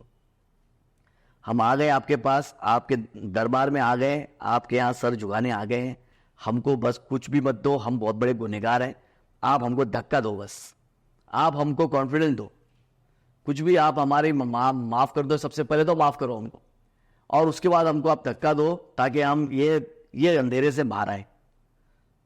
और फिर जब आप मांगना शुरू करते हो तो ऊपर वाला तो मतलब जब देता है तो अच्छा नहीं, ऊपर वाला बोलता है अच्छा मांग रहे ना, अब रो तू, अब मांगते रहे, तो अब मुझे तेरा मांगना अच्छा लग रहा है ना, अब तो मांग. Then he ask you all the time, he ask you कि और मांग. तो फिर आपको ऐसा लगता है कि यार थोड़ी बहुत सांस आ रही है, लगता है अच्छा हुआ, और जाता हूँ मैं. और जाने से फिर आप और जाते हो, तो और जाने के बाद ऊपर वाला आपको और बुलाता है. आप मुझे अपने घर पे बुलाओगे तो मैं आपको बोलूँगा कि भाई मैं यहाँ पे पहुँचा हूँ, तो आप बोलोगे वहाँ पे से राइट मार, वहाँ से लेफ्ट मार, वहाँ से आगे आ, वहाँ से ऊपर आ. आप मुझे धीरे धीरे ना बुलाते रहोगे. तो ऊपर वाले के घर पे आप जब जाना चाहते हो तो ऊपर वाला तो आपको धीरे धीरे रास्ता आपको बताते जाएगा, और आप तो रास्ते में आगे आते जाओगे ना, आप पीछे नहीं जाओगे क्योंकि आपको पहुंचना ही है. फिर आपकी तलब बढ़ जाती है, अच्छा हाँ बस पहुंच गया. तो उसके बाद फिर क्या हुआ, लड़ने की क्षमता बढ़ गई. फिर धीरे धीरे then I started thinking of getting married. Okay. Then I was looking for girls and रिश्ता.com, शादी.com, ये.com, वो.com, मैरिज ब्यूरो, मम्मी के रिश्तेदार, इसके रिश्तेदार, दुनिया की, इंडिया की कोई लड़की इधर मिल जाए बस, सब जगह मतलब मैं अपना प्रपोजल डाल दूं. रिया मैम से मुलाकात किधर हुई? एक्चुअली हम एक दूसरे को जानते थे पहले. कोई एक जगह पे शूट पे, मैं कहीं सलमान भाई का शूट कर रहा था, सलमान सर का, और ये अपना कोई शूट कर रही थी. तो वहाँ पे मैंने इनको, इन्फ्लुएंसर थी तो मैंने देखा, बोला हाय यू आर रिया किशन चंदानी, या तो यू आर कोरियोग्राफर. मैंने बोला I am shooting for Salman Khan. Nice nice. तो वहाँ पे से खड़े खड़े थोड़ी बातचीत हुई थी. फिर एक दो बार और कहीं पे कोई प्रेस कॉन्फ्रेंस में, फिर कोई अवार्ड नाइट में, ऐसे सब जगह पर मिलने लगे थे. तो तभी when I was in a relationship and she was also in a relationship. But then later when we were single, तो हमने हमेशा अच्छा कम्युनिकेशन शेयर किया था. सो जब मैं एकदम ज़्यादा लास्ट में, मेरे को ऐसा सब जगह ढूंढ रहा था मैं लड़कियों को शादी के लिए, तो मैं इनको मिला. तो मैंने इनको बुला, रे क्या चल रहा है? अरे वो कुछ नहीं, शादी के लिए लड़की ढूंढ रहा हूँ. अरे वाह, तो कोई मिली? अरे नहीं मिली, नहीं ढूंढ रहा हूँ, अभी तो कुछ पता नहीं. तो 6-8 महीने के बाद फिर इन्होंने फिर से मुझे एक बार ऐसे ही पूछा, अरे कोई मिली क्या? अरे नहीं, कोई मिली नहीं अभी तक. तो अरे यार तुमको नहीं मिली? बोला यार पता नहीं, कोई समझ में ही नहीं आ रहा है, कुछ नहीं. कुछ थे ऐसे मेरे क्राइटेरिया, शॉर्टलिस्ट थे जो मुझे लगते थे कि there was a girl and there was somebody that I thought कि नहीं चलो ये अच्छी लड़की है, मेरे रिलेशन में है और मेरे कम्युनिटी में भी है, और चलो कर लेते हैं. तो मैंने इसको ऐसे ही बोला था कि एक आध है जो मेरे दिमाग में है, बट वो भी एकदम ज़्यादा श्योर नहीं हो पा रहा हूँ मैं. तो इसने मुझे बोला था अरे मिल जाएगी, टेंशन मत लो, टेंशन मत लो. मैं बोला नहीं, मेरे को जल्दी करनी है, मेरा दिमाग ख़राब है मेरा एकदम, मैं बहुत मुश्किल से बाहर आया हूँ कहीं से, तो मुझे एकदम जल्दी करनी है. तो एक दिन इसने ऐसे ही मुझे सामने से, फिर देन शी प्रपोज्ड मी कि व्हाट अबाउट मी. क्या बात है यार. मैंने बोला अरे यार तुम और मैं तो अलग हैं, तो कैसे होगा, मतलब मैं तो I am looking for somebody whose belongs to my community. And तो she said but what is wrong with that. तो मैं सेड कि अरे थोड़ा बहुत सब अलग है, होता है, मसले हो जाते हैं. तो उसने बहुत सारी बातों को इतना सिंपल तरीके से समझाया, इतना सिंपल तरीके से बोला कि देखो, मैं अगर मेरी तरह से प्रे करूँगी, दुआएं करूँगी, प्रार्थना करूँगी, प्रेयर करूँगी, तो कहाँ जाएगा? एक ही जगह जाएगा. तुम्हारी तरीके से करूँगी तो भी एक ही जगह जाना, पहुँचने वाला एक ही जगह है. तो इसके ऊपर इतना विवाद क्यों करना है? उसने बोली. तो मैं बोला हाँ वो तो बात है. तो फिर मैंने बोला कि भाई तुम पहले देख लो मेरा घर कैसा है, मेरे घर वाले कैसे हैं, मेरे लोग कैसे हैं, मैं कैसे, मेरी ज़िंदगी है. क्योंकि एक रास्ते पे चलेंगे तो दोनों के अंदर डिफरेंसेस ज़्यादा नहीं होंगे. हाँ वो अलग होता है कि तुमको क्या पसंद है खाने में, मुझे ये पसंद है, तुम्हें वो पसंद है, वो अलग चीज़ हो जाती है. हर एक के अंदर थोड़ी बहुत सोच अलग होनी चाहिए. लेकिन अगर टोटल डिफरेंस होएगा तो फिर बहुत हो जाता है. तो मैं एक बार देख लो मेरे घर पे कैसा है, क्या है, मैं कैसा जीता हूँ, मैं कैसा हूँ, क्योंकि वो तो तुमको नहीं मालूम है, और तुम कैसी हो वो भी मुझे नहीं मालूम. तो पहले काम करते हैं, थोड़े एक दूसरे को जानते हैं. तो बोलिए हाँ सही है. तो मैं बोला भाई दिन में मिलेंगे कभी? हाँ. रात में कभी नहीं मिलेंगे. बोली ठीक है. तो कभी 8-10 दिन में एक बार मिल लिए, कहीं कैफ़े में मिल लिए, कोई कॉफ़ी शॉप में मिल लिए, वहाँ मिलके एक दूसरे से बातें, तुमको क्या पसंद है, मुझे ये पसंद है. It was so damn normal कि उसमें ऐसा नहीं था कि अगर हम लोगों को नहीं समझ में आया तो कोई बात नहीं. ये था क्योंकि वो एक रिलेशनशिप में क्या होता है, आप ज़बरदस्ती के बॉन्ड में फंस जाते हो कि करना ही पड़ेगा, क्योंकि इमोशनल बॉन्ड आपका आदत आपका अफेक्शन हो गया है ना, अभी आपको करनी ही पड़ेगी चाहे कितनी भी बड़ी प्रॉब्लम्स हो. यहाँ पे ये था कि भाई अगर माँ बाप नहीं माने तो नो. तो बहुत सारी चीज़ें थी कि ये नहीं हुआ तो नो, ये नहीं हुआ तो नो, वो नहीं हुआ तो नो. तो हम लोग एकदम क्लियर थे कि अगर नहीं हुआ तो नो, मतलब तो हमारा दिल नहीं टूटेगा. हाँ ठीक है थोड़ा बुरा लगेगा, लेकिन वो नहीं होगा कि जो रिलेशनशिप में होता है. तो उस वजह से हम लोग बहुत ज़्यादा ओपन हो गए थे. मतलब गलतियाँ हमारी, मेरे को ये प्रॉब्लम है, मुझे ये नहीं पसंद, वो बोल रहे थे मुझे ये नहीं पसंद, अच्छा ठीक है चलो. तो वो हर चीज़ को ना नो नो जो हम सोचा था वो यस यस होते गया. उसके डैड ने मुझे घर पे बुलाया and he was really really unhappy that time, but when he called me home and when I met him, he was really really happy and he liked it how the way I talk, and बहुत उनको अच्छा लगा, मुझे भी बहुत अच्छा लगा. he was a really nice guy. फिर उसके बाद फिर मॉम भी मान गई. फिर मेरे घर पे नहीं मान रहे थे. फिर मेरे घर पे भी थोड़ा समझाया मम्मी को कि मम्मी अरे बेटा फिर आजकल ये लव मैरिज का कोई भरोसा नहीं, पहला लव मैरिज है ही नहीं, मैं मम्मी को समझाया अरे लव मैरिज है ही नहीं यार। फिर वो धीरे धीरे वो लोग भी मान गए क्योंकि दे लव मी। तो बच्चा तो उन्हीं में 22 साल के एक्साइटमेंट में आके किसी के से भी वो पकड़ लूँ, तो बस किस्मत में होता है तो होके रहता है, किसी का बाप भी नहीं रोक सकता है। आपने जो बताया कि जो चीज़ होते गई होते चले गई, आपके घर वाले भी एक तरीके से मान नहीं रहते लेकिन मान गए। So how are things now दोनों साइड से? काफ़ी बहुत अच्छी हैं, बहुत अच्छी चीज़ें हैं। ज़्यादा बताना तो मुझे अच्छा नहीं लगता है, ज़्यादा अच्छाइयाँ, ज़्यादा खुशियाँ, लगने का 100%। ज़्यादा खुशियाँ नहीं बताता हूँ मैं। कोई पूछता है कैसा है, nice nice, but it's really nice. Their family thinks that अच्छा कदम उठाया दोनों ने, ये वो लोग सोचते हैं। और आप उनके माँ बाप को अपने माँ बाप भी समझो और वो भी मेरे माँ बाप को अपने माँ बाप समझे, और दोनों एक दूसरे को रिस्पेक्ट दें, दोनों एक दूसरे को रिस्पेक्ट दें। ये मेरे घर वालों को भी रिस्पेक्ट दे, अपने घर वालों को भी रिस्पेक्ट दे। मैं अपने घर वालों को जो रिस्पेक्ट देता हूँ वैसे उनको भी रिस्पेक्ट दूँ। जब मैं उनके यहाँ जाता हूँ तो उनको अच्छे से, उनके साथ उसके डैडी मुझे अच्छे से पकड़ के एकदम बात करते हैं, बेटा बेटा बिट्टू बेटा बिट्टू बेटा। Is like very chill guy. And तो वो रिस्पेक्ट से आप रहो, बाकी जो है वो आप और हस्बैंड वाइफ जाने दुनिया को क्या है। बिट्टू नाम कैसे पड़ा? मेरी दादी एक्चुअली उन्होंने वो मुझे बोलती थी, और मेरे डैडी भी बचपन में सब बोलते थे बिट्टू बिट्टू। फिर डैडी मेरे हमेशा मुदस्सर बोलने लगे, मुझे थोड़ा बड़ा हुआ तो डैडी नहीं, Mudassar Mudassar Mudassar. Daddy used to always call me Mudassar, but my mom is a Bittu Bittu Bittu. फिर वो बचपन में बोलते, कोई आता था पिक्चर में मास्टर बिट्टू, तो वो बहुत गुड लुकिंग था बच्चा, कोई चाइल्ड एक्टर। तो बचपन में मैं भी थोड़ा गुड लुकिंग था, अभी भी हो? तभी थोड़ा ज़्यादा था, तो इन लोग ने वो हिसाब से शायद पता नहीं क्यों रखा, बट ठीक है। तो वो बिट्टू बिट्टू तब से थोड़ा हो गया। फिर बाद में जब मैं बड़ा हुआ तो थोड़ा कुछ जगहों पर मुझे था, कहीं पर मुदस्सर खान बोलो तो मुस्लिम, अब मुस्लिम है, अच्छा अच्छा अच्छा, ठीक है ठीक है। तो कुछ ऐसे भी हमारे दोस्त थे जो जिनके घर पे मतलब दिक्कत, मुस्लिम्स अलाउड नहीं है, तो मेरी दोस्त हमको बोलती थी कि ये तू घर पे क्या बोलेगा मेरे, मैं बोलूँगा बिट्टू, अच्छा ठीक है चलो। तो वहाँ बिट्टू बोल के घुस जाते थे उनके घरों में टाइम पास करके। कुछ फैमिलीज में होता है ऐसा कि दे डोंट वांट के कोई मुस्लिम हमारे यहाँ आए, बिकॉज दे थिंक कि ये नॉनवेज खाते हैं, या किसी के घर में नॉनवेज नहीं खाया जाता है तो उनको लगता है कि नॉनवेज खाया है तो why he is coming inside. तो हम ऐसा थोड़ा बिट्टू बोल के घुस जाते थे। दोस्त थे बचपन में वैसा था, तो वो बिट्टू की वजह से 2-3 जगह, एक जगह डांस क्लासेस खोली थी मैंने, कहीं पर खोली थी, मतलब मैं किसी के यहाँ काम करता था महावीर नगर में, so is a Gujarati community. तो when I started working over there as a dance instructor, so my senior he said कि मुदस्सर तू यहाँ पर है ना बिट्टू ही बोल, मुदस्सर खान मत बोलना।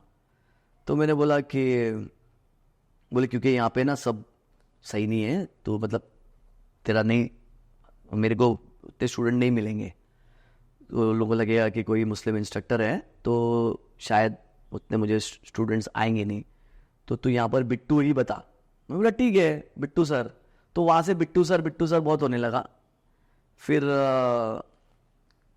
I was okay with any name because I was not living in नाम में क्या रखा? My name. हाँ, मेरे को कोई बोले भाई बिट्टू, हाँ ठीक है, कोई बोले मुदस्सर, बोला हाँ ठीक है। फिर वो एक होने लगा धीरे धीरे। But then I realise later कि this country is not for any Bittu और any Mudassar Khan, this country is for a human. ये मुझे बाद में रियलाइज हुआ when I started working in big places.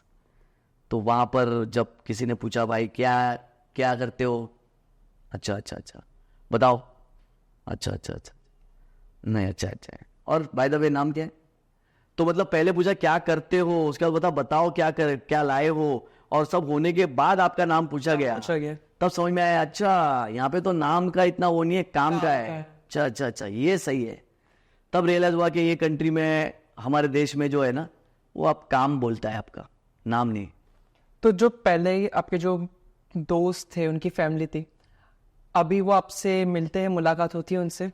बहुत कम, क्योंकि आधे से ज़्यादा को तो मैं शायद चेहरा भूल गया हूँ, नाम भूल गया हूँ, बट कुछ है जो जिनको एकदम ही मेरे जिगरी थे, वो कभी कभार मुलाकात होती है। बट अभी मेरी लाइफ में मेरी प्रायोरिटी चेंज हो गई है, तो अभी मेरी वाइफ इज़ माई प्रायोरिटी।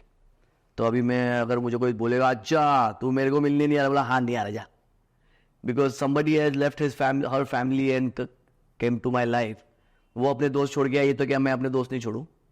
तो अभी अलग है, बट यार शादी के पहले मैं मिलता था कुछ दोस्तों को ऐसे, बट वैसे भी मैं कभी मिल नहीं पाया। वो मेरी गलती ये थी कि I was working in the industry में काम करते हो तो आपको कोई सोशल लाइफ के लिए टाइम नहीं मिलता है, मिलता ही नहीं है। आपके दोस्त बन ही नहीं पाते हैं आपके दोस्त। अगर आप रियली रियली हार्ड वर्किंग हैं तो आप डे नाइट काम करने में, डे नाइट काम करता हूँ, आप अगर डे नाइट काम करने वाले बंदे हैं तो आपके ना दोस्त बन पाएंगे, ना आप रिश्तेदारों को टाइम दे पाएंगे, ना आप घर वालों को सही टाइम दे पाएंगे। तो ये एक बहुत बड़ा आपको सेक्रीफाइस करना ही पड़ेगा। फिर लेटर आई स्टार्टेड रियलाइजिंग कि नहीं यार, ये मैं अगर ऐसे ही हो गया तो मैं तो ये क्या करूँगा, क्या मरूंगा क्या ऐसे में। देन आई स्टार्टेड थोड़ा डूइंग चोरी इन माई, के अभी ये वाला काम नहीं करता हूँ, थोड़ा अभी रुक जा भाई, अभी एक दिन मैं घर पे हूँ जरा, I am home, I am with my family.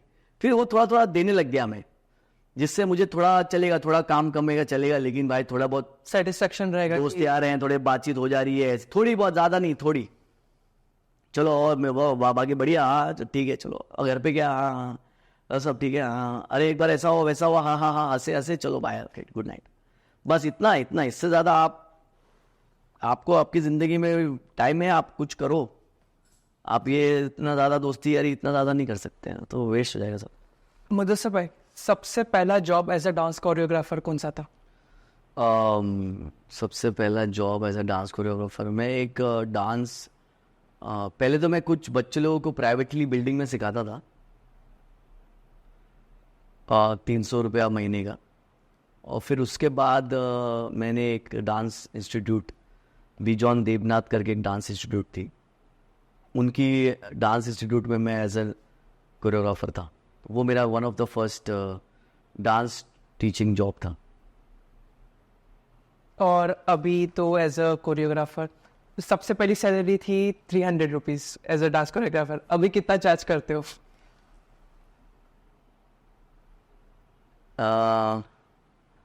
Actually क्या हुआ कि मैं ना एक स्कूल में टीचर था, जब मैं इंडस्ट्री का पहला काम कर रहा था, तो एक स्कूल में मैं वर्क करता था। It was one of the most beautiful times of my life, was Thakur public school Kandivali में। तो मैं वहाँ पर हिप हॉप कोरियोग्राफर था for 7 years। I was there. मैं ठाकुर कॉलेज में सिखाता था, ठाकुर इंटरनेशनल स्कूल में सिखाता था, ये सब पूरे इनके सारे उसमें मैं कोरियोग्राफर था fix. And I used to go in the morning and leave in the evening. I had a very regular life and I was very very happy over there.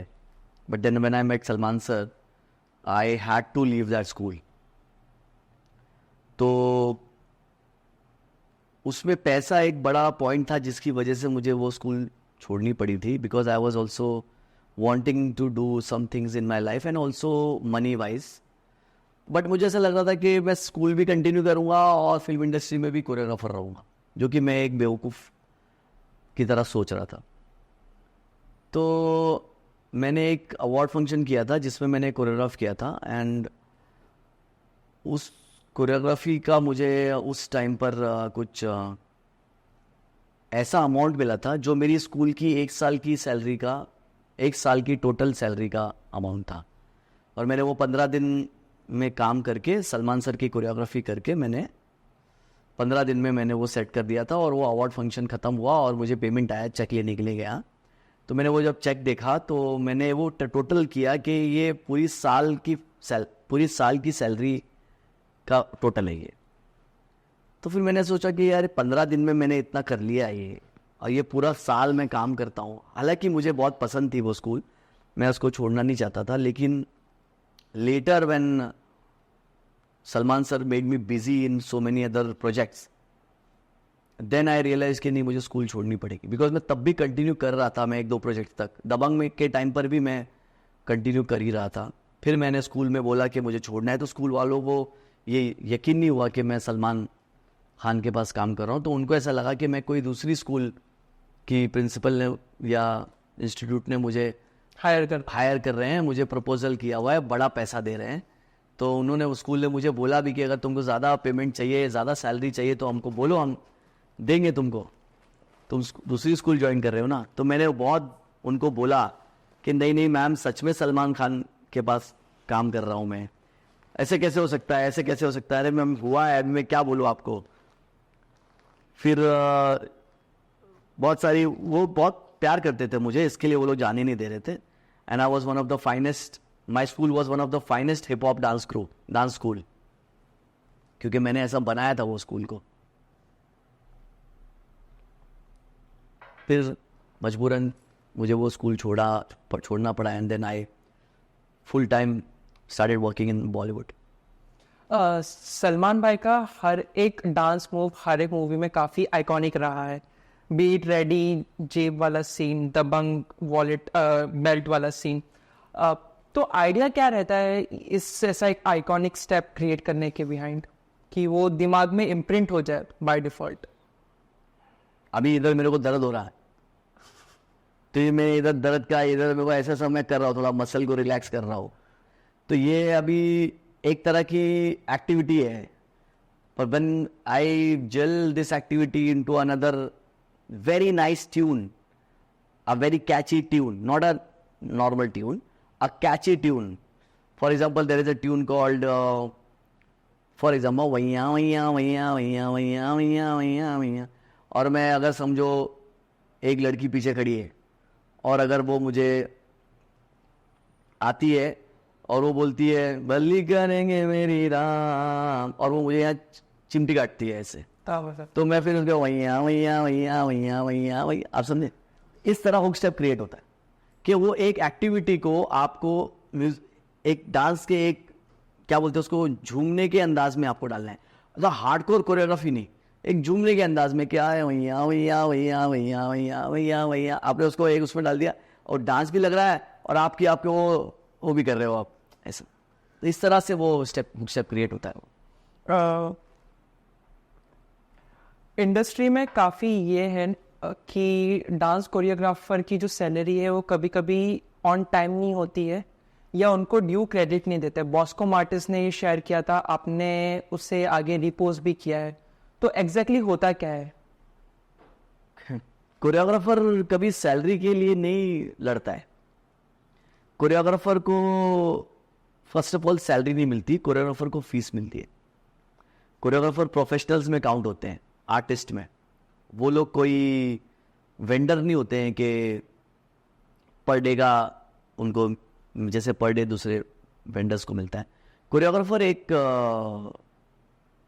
Art से जुड़े हुए लोग हैं।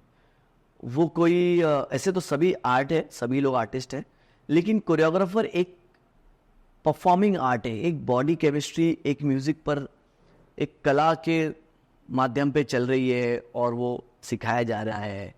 एक हजारों साल से एक एंटरटेनमेंट के तौर पे एक डांसिंग की बोलते हैं ना पीढ़ी चलती आ रही है, और हमारे बॉलीवुड से वो उतनी ही जुड़ी है जितना आप कह सकते हैं चाय में शक्कर।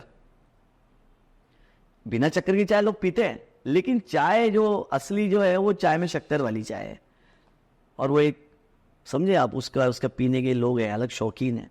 तो उसी तरीके से बॉलीवुड में कोरियोग्राफी जो है वो बराबर की हिस्सेदारी है उसकी। लेकिन बॉलीवुड वाले में बहुत सारे ऐसे प्रोड्यूसर्स हैं जो ये बात को नहीं मानते हैं। उनको चाहिए उस पिक्चर में डांस कोरियोग्राफी, लेकिन वो ये सोचते हैं कि ये एक छोटी सी चीज हमने ली है जिससे कोई इसको इतना इंपॉर्टेंस देने की जरूरत नहीं है। आप बुलाओगे, आप हमको करवाओगे कोरियोग्राफी हमारी, और बाद में आप हमको इज्जत नहीं दोगे। तो कोरियोग्राफर्स कभी भी फीस के लिए नहीं लड़ाई करते हैं। हालांकि कोरियोग्राफर्स को कभी भी फीस बराबर मिलती ही नहीं टाइम पे।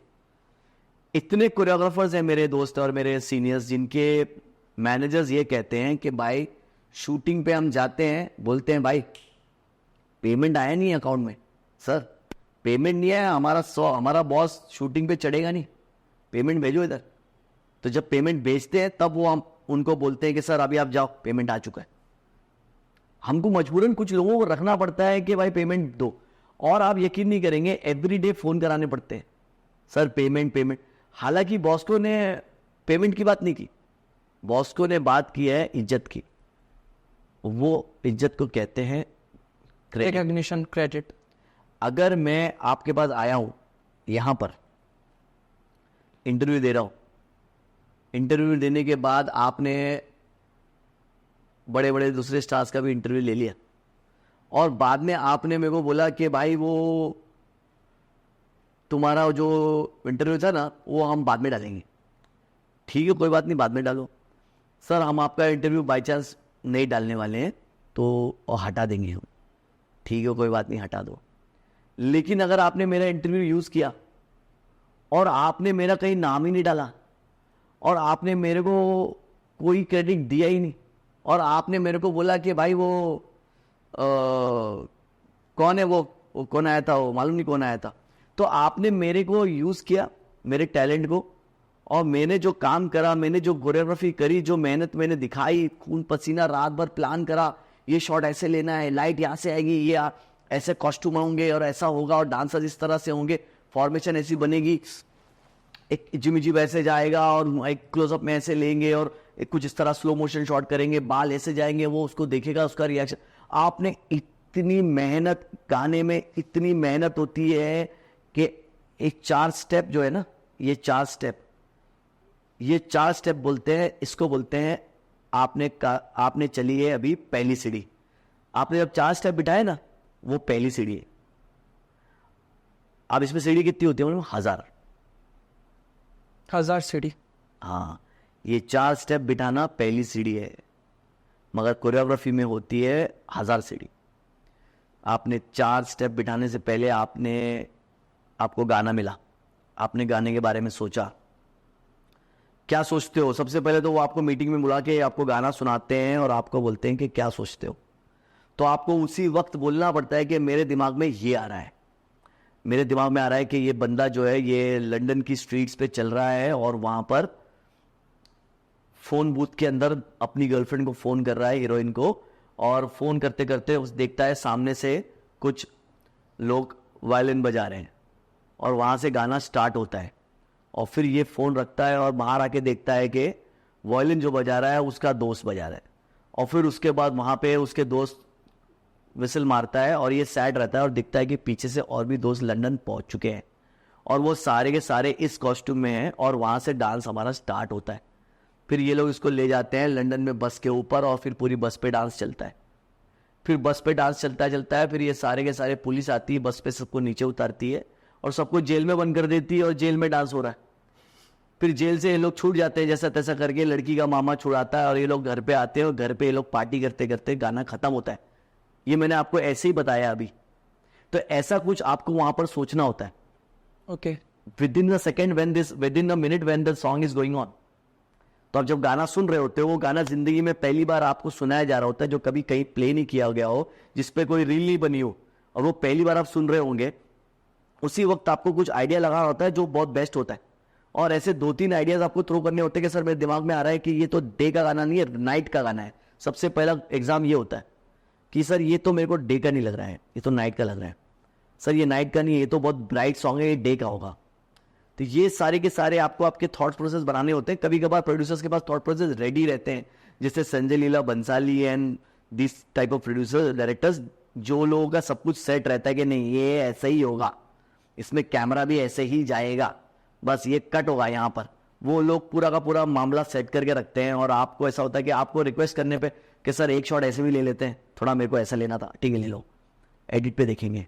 तो वो अलग होता है। बाकी ज्यादातर 90% आपको प्लान करना होता है। फिर उसके बाद आप बोलेंगे कि भाई कॉस्ट्यूम, अरे मुदस्सर कॉस्ट्यूम नहीं भेजा? हाँ भेज रहा हूं। फिर आप कॉस्ट्यूम का रेफरेंस निकालते हो कि इस टाइप का कॉस्ट्यूम चाहिए, लड़की इस टाइप का पहनेगी, लड़की के बाल इस टाइप के होंगे, लड़की के बाल में, लड़की का मेकअप थोड़ा इस तरह का होना चाहिए, थोड़ा स्मोकी होना चाहिए, थोड़ी आंखें थोड़ी उसकी नशीली होनी चाहिए, रात को सो के उठी है और सुबह में नाच रही है, थोड़ा ऐसा होना चाहिए। सर मैं सोच रहा कि लड़की के यहाँ पे ना एक टैटू करा लेते हैं और वो टैटू से गाना जूम इन होके स्टार्ट होता है। हाँ हाँ, फिर उसके बाद आप बोलोगे कि सर मैं क्या बोल रहा हूँ सर, एक फैंटम कैमरा दे दो ना मेरे को। एक फैंटम कैमरा रहेगा, उससे स्लो मोशन का पानी उड़ेगा और पानी की बूंदें उसकी आंखों के सामने से ऐसी जाएगी और लड़का एंट्री करेगा। फिर आप सब सोच रहे होते हो अभी तक डांस नहीं आया इसमें भाई, डांस नहीं आया अभी तक। फिर अभी आप बोलोगे कि उसके बाद है ना, उसके बाद एक ऐसा सेटअप होगा जिसमें ये सारा का सारा पेड़ लगे हुए हैं और पेड़ों के बीच में वो पहुंच गया और पेड़ों के बीच में से एक ऐसा फल तोड़ रहा है और खुद खाया, उसने भी खाई और उसके बाद सारे के सारे पेड़ जो है वो उसमें गुलाब में टर्न हो गए वीएफएक्स में। आपने वीएफएक्स भी सोच लिया। फिर उसके बाद आप बोले अब जंगल से निकल जाएगा और बर्फ में पहुंच जाएगा, वहां पे हम लोग ऐसा क्रोमा लगाएंगे और बर्फ का वो बना देंगे, तो आपने वीएफएक्स का क्रोमा भी ऐड कर लिया। फिर उसके बाद बोलेंगे अभी मेरे को एक स्ट्रीट चाहिए, तो आप टाउन चले जाएंगे, आप बॉम्बे में स्ट्रीट पे भी शूट करेंगे। ये सारा आपने प्लान किया। उसके बाद आपने आर्ट वाले के साथ बैठा, आपने आर्ट डायरेक्टर को बोला कि भाई मुझे ऐसा ऐसा चाहिए, वो बोलेगा कैसा। आपने उसके भी रेफरेंसेस निकाले आपकी टीम ने बैठ के कि भाई मेरे ये एक काम करते सर, ये रेफरेंस निकालते हैं। आपने इटली का निकाला, आपने रोम का निकाला कि भाई मेरे को ऐसा कुछ। तो उसने बोला भाई एक काम करो, आप है ना वहाँ शूट करो, बलैड प्लेयर पे शूट करो। आप एक काम करो, इसको चाहिए तो आप इसको ना मलाबार हिल पे शूट करो, थोड़ा सा आपको रोम जैसा दिखेगा, जरा थोड़ा समुद्र दिखेगा, जरा वैसा दिखेगा। हाँ हाँ, ये सारा आपका चल रहा है 8-10 दिन से, रोज का रोज नाटक रोज का चल रहा है आपका।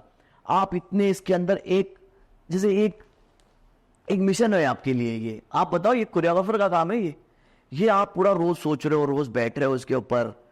आप फिर पूरा वो उसके बाद वो जैकेट, हाँ चेक काम कर, जैकेट है ना उसकी बॉडी थोड़ी सी ना चौड़ी है ना, तो उसको थोड़ा सा ना टी शर्ट दे दो, ज़्यादा बड़ा ले ना बड़ा दिखेगा, उसको थोड़ा थोड़ा कम अच्छा दिखेगा, स्लिक ब्लैक कलर दे दो, ब्लैक अच्छा लगेगा। नहीं लेकिन रात को ऐसे काम करो, थोड़ा सा ना ब्लूइश दे दो। ये सब सोचना पड़ रहा है। फिर उसके बाद आप बोलोगे एक काम करते, अच्छा और सर ड्रोन लगेगा क्या? अब ड्रोन की परमिशन, सर वहाँ पर ड्रोन की परमिशन लगती है बड़ा, और वो प्रोडक्शन आपका कॉल कर रहा है, हेलो ड्रोन की परमिशन है? नहीं ड्रोन की परमिशन तो नहीं है रात को, डे में तो रात को ड्रोन तो फिर अच्छा नहीं लगेगा, इसलिए ड्रोन कैंसिल करो, चलो सैंड बैग के लिए रख दो। अब आपने रखा है, आपको यूज भी करा, बोले देखो हमारा ड्रोन का नुकसान कर दिया।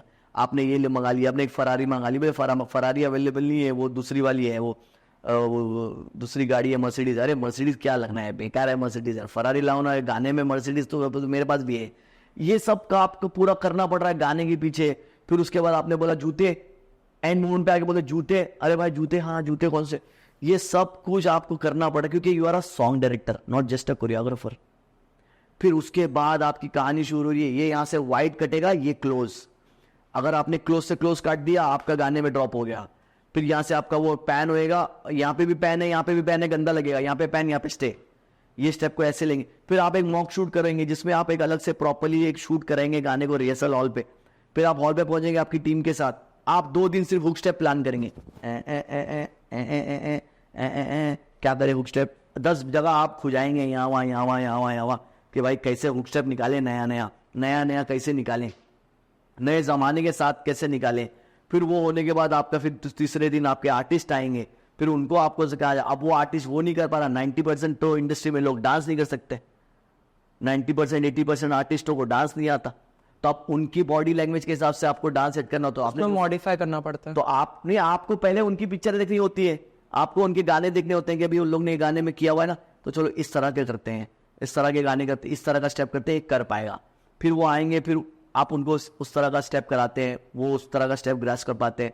अभी आपको अभिषेक बच्चन का स्टेप आप दूसरे एक्टर को नहीं दे सकते, वो उसका स्टाइल है, तो वो उसके स्टाइल में ही आपको करना होता है, फिर वो उसके स्टाइल में ही करना होता है। अभी मैं जब एक गाना कर रहा था बोल बच्चन का, उसमें मुझे रोहित शेट्टी सर ने मुझे पहली बार ब्रेक दिया था, तो मैं वो बोल बच्चन के गाने में मुझे Abhishek Bachchan is very funny, तो मुझे सुबह सुबह बोलने लगे मुदस्सर, अरे जी सर, तू मेरे को सलमान खान का तो स्टाइल नहीं देगा ना, मैंने सुना तू सिर्फ सलमान का करता है बहुत ज़्यादा। बोला नहीं सर, मैं रात भर आपकी मैंने पिक्चरें देखी हैं और आपका ये अडेप्टेशन लेके, तो आपको पूरा का पूरा अभिषेक बच्चन को पूरा उतारना पड़ता है आपकी टीम के अंदर, आपके अंदर, ताकि वो उसी का स्टाइल रहे, डांस स्टाइल रहे, क्योंकि वो उनकी फैन फॉलोइंग उसको उन्हीं के स्टाइल से पसंद करती है। आप समझे, हर एक स्टार को एक फैन फॉलोइंग उसके स्टाइल में ही पसंद करती है, तो आप वहां पर वो स्टाइल नहीं दे सकते हैं। तो ये सारी चीजें जो है ये बहुत बहुत ज्यादा इंपॉर्टेंट रहती है। और फिर उसके बाद आपकी शूटिंग का दिन नजदीक आता है, फिर आप बोलते हो भाई कॉल टाइम किसको कितने बजे का देना है? सर एक काम करो, मैं स्टार्टिंग में इसका शॉट लूंगा हीरोइन का, हीरो को 12 बजे बुलाते हैं, हीरो को सुबह को ला के रख देंगे तो क्या होगा, हीरोइन को बुलाओ, हीरोइन को 2 घंटा पहले बुलाओ क्योंकि 2 घंटा पहले उसका मेकअप होगा, उसका हेयर होगा। तो you are completely an organiser, like आप किसी वेडिंग ऑर्गेनाइजर बन चुके हो, कोई गाने कोरियोग्राफर नहीं हो कि 4 स्टेप बिठाया और कल्टी नहीं। पूरा डायरेक्टर, पूरा you are a boss of that schedule and on that particular time.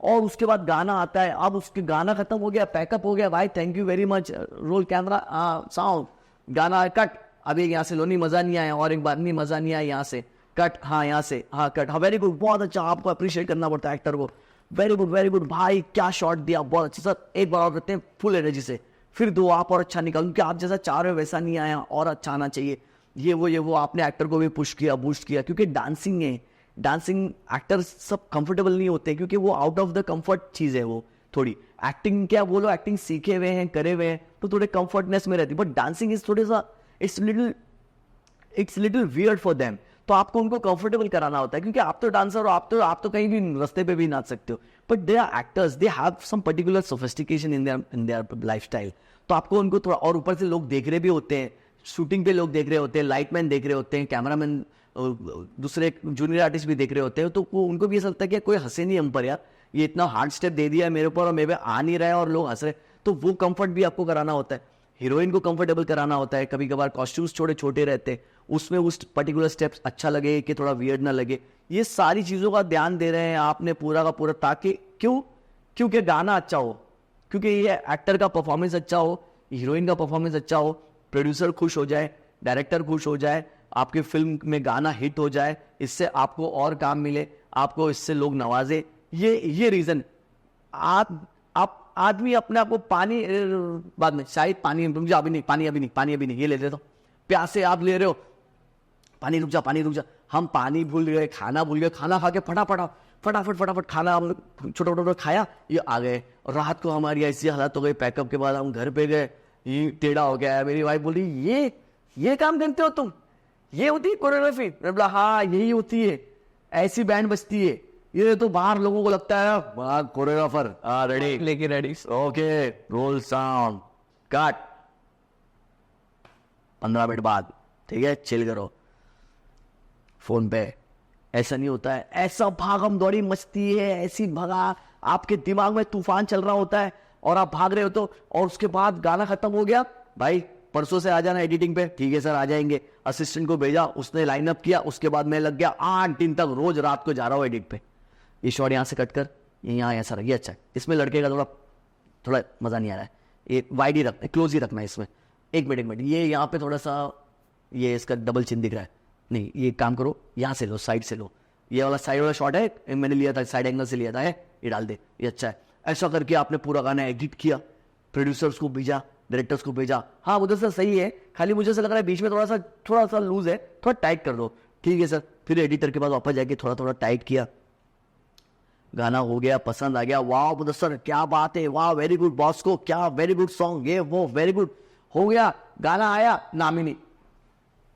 ये बोला है बॉस को प्रॉब्लम, ये है हमारा प्रॉब्लम, इतनी मेहनत करने के बाद नाम ही नहीं, यही बोल रहा हूं मैं, ये वो जो बोला ना बॉस्को ने, वो हम लोगों ने क्यों उसको वो किया, सपोर्ट किया, क्योंकि ये है हमारी मेहनत का नतीजा, ये जो किया था ना, करते नहीं लोग, ये बहुत बुरा लगता है, और वो मेहनत, वो ऑडियो नहीं आ रहा है, वो वीडियो आ रहा है, जो वीडियो हमने शूट किया है ये वो आ रहा है, ये मोस्टली हर गाने में ऐसे डायरेक्टर्स थोड़े से चिल रहते हैं, मुझे सर मैं आता हूँ जरा, हाँ ठीक है सर, क्योंकि they know that it's their job, they have to take it, तो उतना फ्रीडम भी दिया जाता है, डिपेंड करता है आपकी काबिलियत कितनी है, आपने गाने कितने अच्छे करे हैं, या आप कौन हैं, आप डिपेंड करता है कोई, और ऐसा भी होता है कि डायरेक्टर्स ये बोलते हैं कि मुदस्सर अपन मिलके रॉक करेंगे, तो आप समझ जाते हो कि भाई इनको भी साथ में करना है, इनको he also want to be together so that the film remains the same,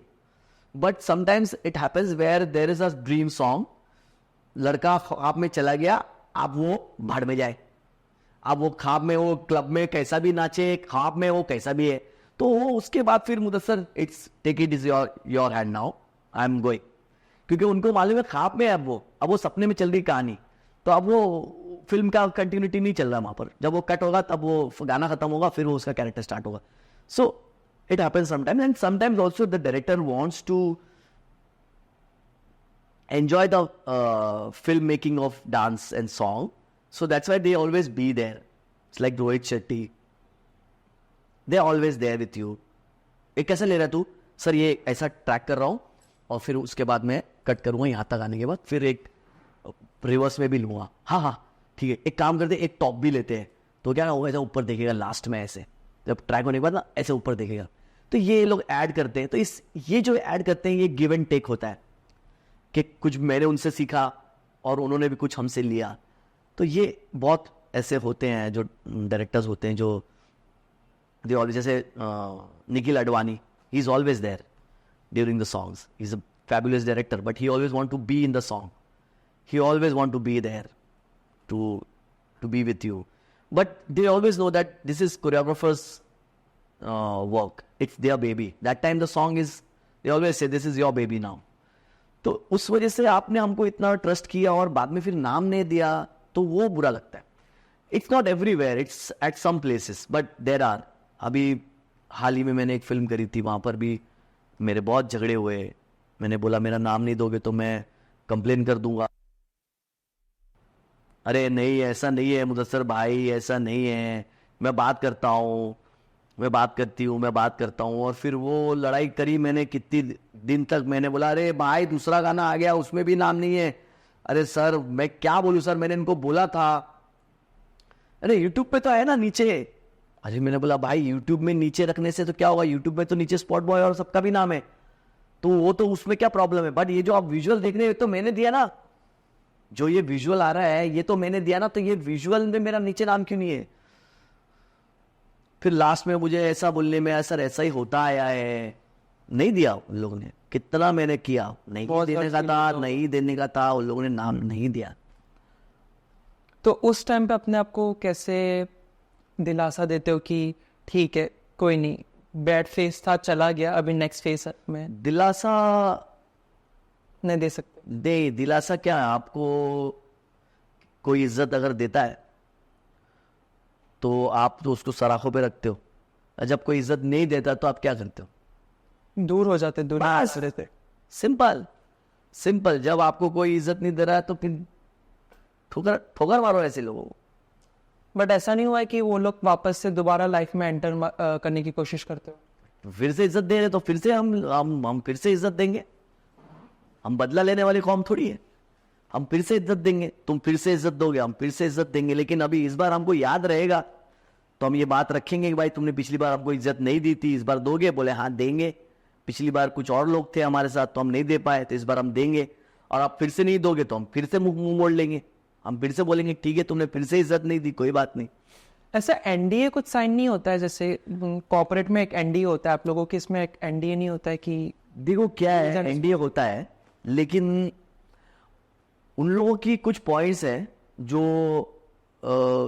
थोड़ा एलेबरेट नहीं करता हूं मैं, बस थोड़ा सा बताता हूं. वो उनके हिसाब से वो लोग राइट हैं. ओके. उनका पॉइंट ये है कि भाई जब कोई इंसान गाना देख रहा है, विजुअल्स देख रहा है, तो कान में उनका क्या चल रहा है, ऑडियो. टीवी पे जब गाना आ रहा है या मोबाइल पे गाना आ रहा है तो कान में क्या चल रहा है, ऑडियो. तो यहां देखेंगे ना तो गाना ऑडियो तो चलता रहेगा. आप जैसे ही हम नीचे डालेंगे म्यूजिक डायरेक्टर, हम फिर डालेंगे फिल्म का नाम, हम फिर उसका डालेंगे जिसने लिखा है वो, तो वो उतनी सी बार में वो एक दो बार नीचे देख लेंगे. लेकिन अगर एक और हम ऐड कर दिया हमने, कोरियोग्राफर मुदस्सर खान, बॉस्को आर्टिस्ट गणेश आचार्य जो भी, तो उससे क्या हो जाएगा ना, उनकी नजर नीचे चली जाएगी, तो वो विजुअल्स जो है ना वो नीचे चला जाएगा, तो उनको बार बार पढ़ना पड़ेगा, तो उससे उनका कंसंट्रेशन टूट जाएगा. ये इनका पहला पॉइंट है. ये बोला नहीं है इन्होंने पॉइंट, ये मैंने पता लगाया है, अंडरस्टूड है, ये पता लगाया मैंने. ये कुछ लोगों ने बोला है कि शायद इसलिए ये लोग ऐसा करते हैं, क्योंकि जब हम अपने गाने बनाते हैं, हम खुद गाने प्रोड्यूस करते हैं, तो हम भी चाहते हैं कि ज्यादा नीचे ज्यादा पढ़ाई ना हो, ज्यादा थोड़ा बहुत आए बस, ज्यादा नहीं आए. तो ये लोग बोलना है कि भाई नीचे हम बहुत सारे नाम नहीं दे सकते, ना तो पढ़ता रहेगा तो इंसान गाना कब देखेगा. हम गाने का ट्रेलर ही दे रहे हैं 40 सेकंड का, अब उस 40 सेकंड में तुम 10 सेकंड तुम अपने नामों में ले लोगे तो हमारा वीडियो तो लोग 30 सेकंड की देख चुके हैं ना, ये इनका बोलना है। लेकिन मुझे ऐसा लगता है कि इनका एक ये पॉइंट है। दूसरा एक और पॉइंट है कि डायरेक्टर ऑफ द फिल्म उन्होंने दिया, अब उसके बाद आपने दिया कि कोरियोग्राफर या सॉन्ग डायरेक्टर ऑफ कोरियोग्राफी, तो 2 डायरेक्टर आए हैं बार बार, एक डायरेक्टर आया और एक डायरेक्टर ऑफ कोरियोग्राफी आया, तो वो दोबारा 2 चीज। तो डायरेक्टर ऑफ फिल्म है बिकॉज ये फिल्म का सॉन्ग चल रहा है, तो डायरेक्टर ऑफ फिल्म आया तो बहुत हो गया। अभी उसमें तुम उस कैटेगरी में तुम्हारा पिक्चर में थिएटर में जाएंगे तो आएगा तुम्हारा नाम। तो ये इनके पॉइंट्स हैं कि ट्रेलर में तुम्हारा नाम नहीं है, तुम थिएटर आओगे तो तुम्हारा नाम बड़े में आएगा। तो ये इनकी तरफ के पॉइंट्स है। पर मुझे ऐसा लगता है कि 1 सेकंड के लिए भी आए तो भी आना चाहिए, मुझे ऐसा लगता है, भले आके चले जाए, क्योंकि विजुअल्स जो चल रहा है वो हमने दिए हैं विजुअल्स। इनका पॉइंट है कि भाई वो लोग नीचे पढ़ेंगे तो बार बार पढ़ना पड़ेगा नीचे, वो सारी चीजें हैं, कुछ है ऐसी बातें। बट मुझे मतलब आई डोंट नो, मैं ऐसा समझता हूं कि सरोज खान जब थी तो जब हम उनके गाने देखते थे एज एन ऑडियंस, तो उन्होंने एक ऐसा मार्केट बनाया था कि अगर सरोज खान का नाम नीचे नहीं आए तो कोई फर्क नहीं पड़ता था, वो गाना देख के मालूम पड़ता था कि ये सरोज खान का गाना है। तो ऐसे लोगों के लिए ऐसा बनना पड़ेगा कि चाहे ये नाम दे या ना दे, पब्लिक देख के समझ जाएगी भाई ये उसने किया है। गाना देख के समझ में आ जाए अरे तो ये तो उसकी कोरियोग्राफी है भाई, तो नाम की फिर जरूरत ना पड़े। तो या तो ऐसा बनो, ये होना पड़ेगा।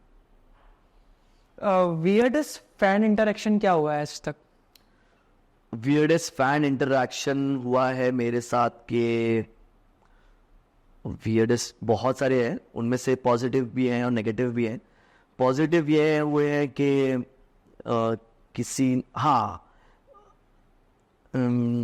कहीं मैं ट्रैवल कर रहा था, वहाँ पर एक हिजाब में कोई लेडी थी और उनके गोद में कोई बच्चा था और उनके हस्बैंड आके मुझे बोले कि आप मुदस्सर है रहा, तो बोले कि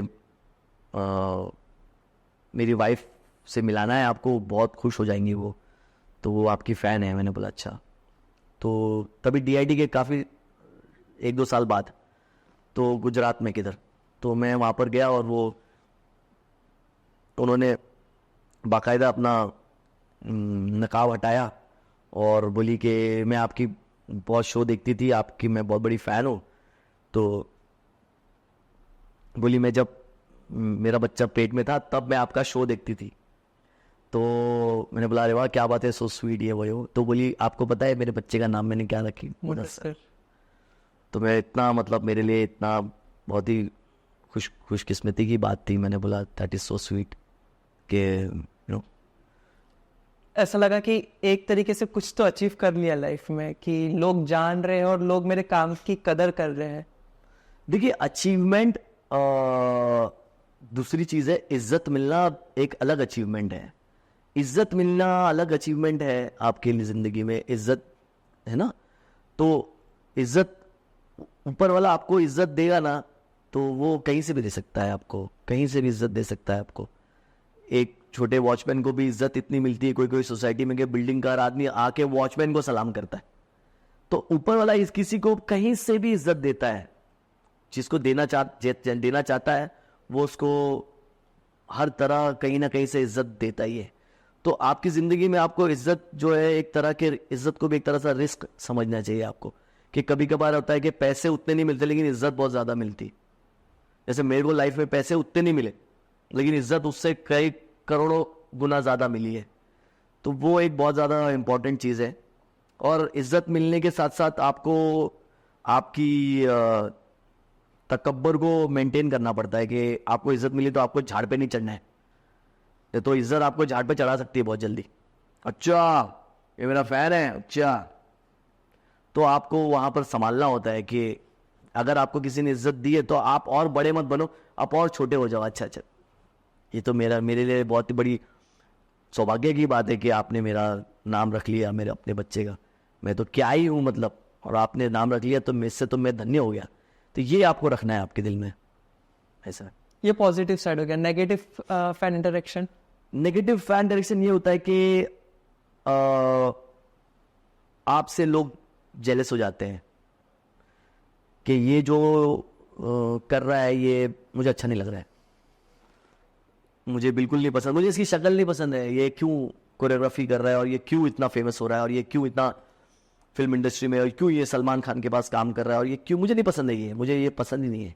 आई डोंट लाइक. ऐसा होता है हर इंसान की ज़िंदगी में, कुछ लोग ऐसे होते हैं वो उनको पसंद नहीं होते हैं कभी कभार विदाउट एनी रीज़न. जैसे क्लास में हम कभी कभार स्कूल में अननेसेसरीली किसी एक लड़के पे हमको टारगेट रहता है कि ये नहीं पसंद है मेरे को. 2-3 साल हम उससे नाराज रह देते हैं, फिर पता नहीं सडनली अचानक से दोस्ती हो जाती है और आता है ये तो अच्छा लड़का था, ये तो इतना बुरा नहीं है ये तो या तो कोई भड़का देता है कि ए बाबा मेरे को ये जमता नहीं है, ये मेरे को नहीं जमता है, तो अपने को लगता है हाँ यार मेरे को भी नहीं जमता ये. अब पता नहीं वो सही में है कि अच्छा कि नहीं, फिर भी हम उसको खराब समझते हैं. तो उसी तरह से फिल्म इंडस्ट्री में भी कुछ लोगों से ऑडियंस अननेसेसरीली जलती है. अननेसेसरीली पता नहीं उनको क्या रीजन लगाया, क्या तिगड़म लगाया उन लोगों ने, I don't know what, but they have a negative impact on you. So what they do is, एक तो they are following you, so indirectly they are your secret admirers also, but they are unhappy with you for I don't know for what reason. Maybe sometimes you have liked their pictures, or maybe you have followed them sometimes कि चलो ये fan है follow. लेकिन अभी उन लोग ने ये समझ लिया अब ये वैसे फॉलो करा तो शादी भी करनी पड़ेगी.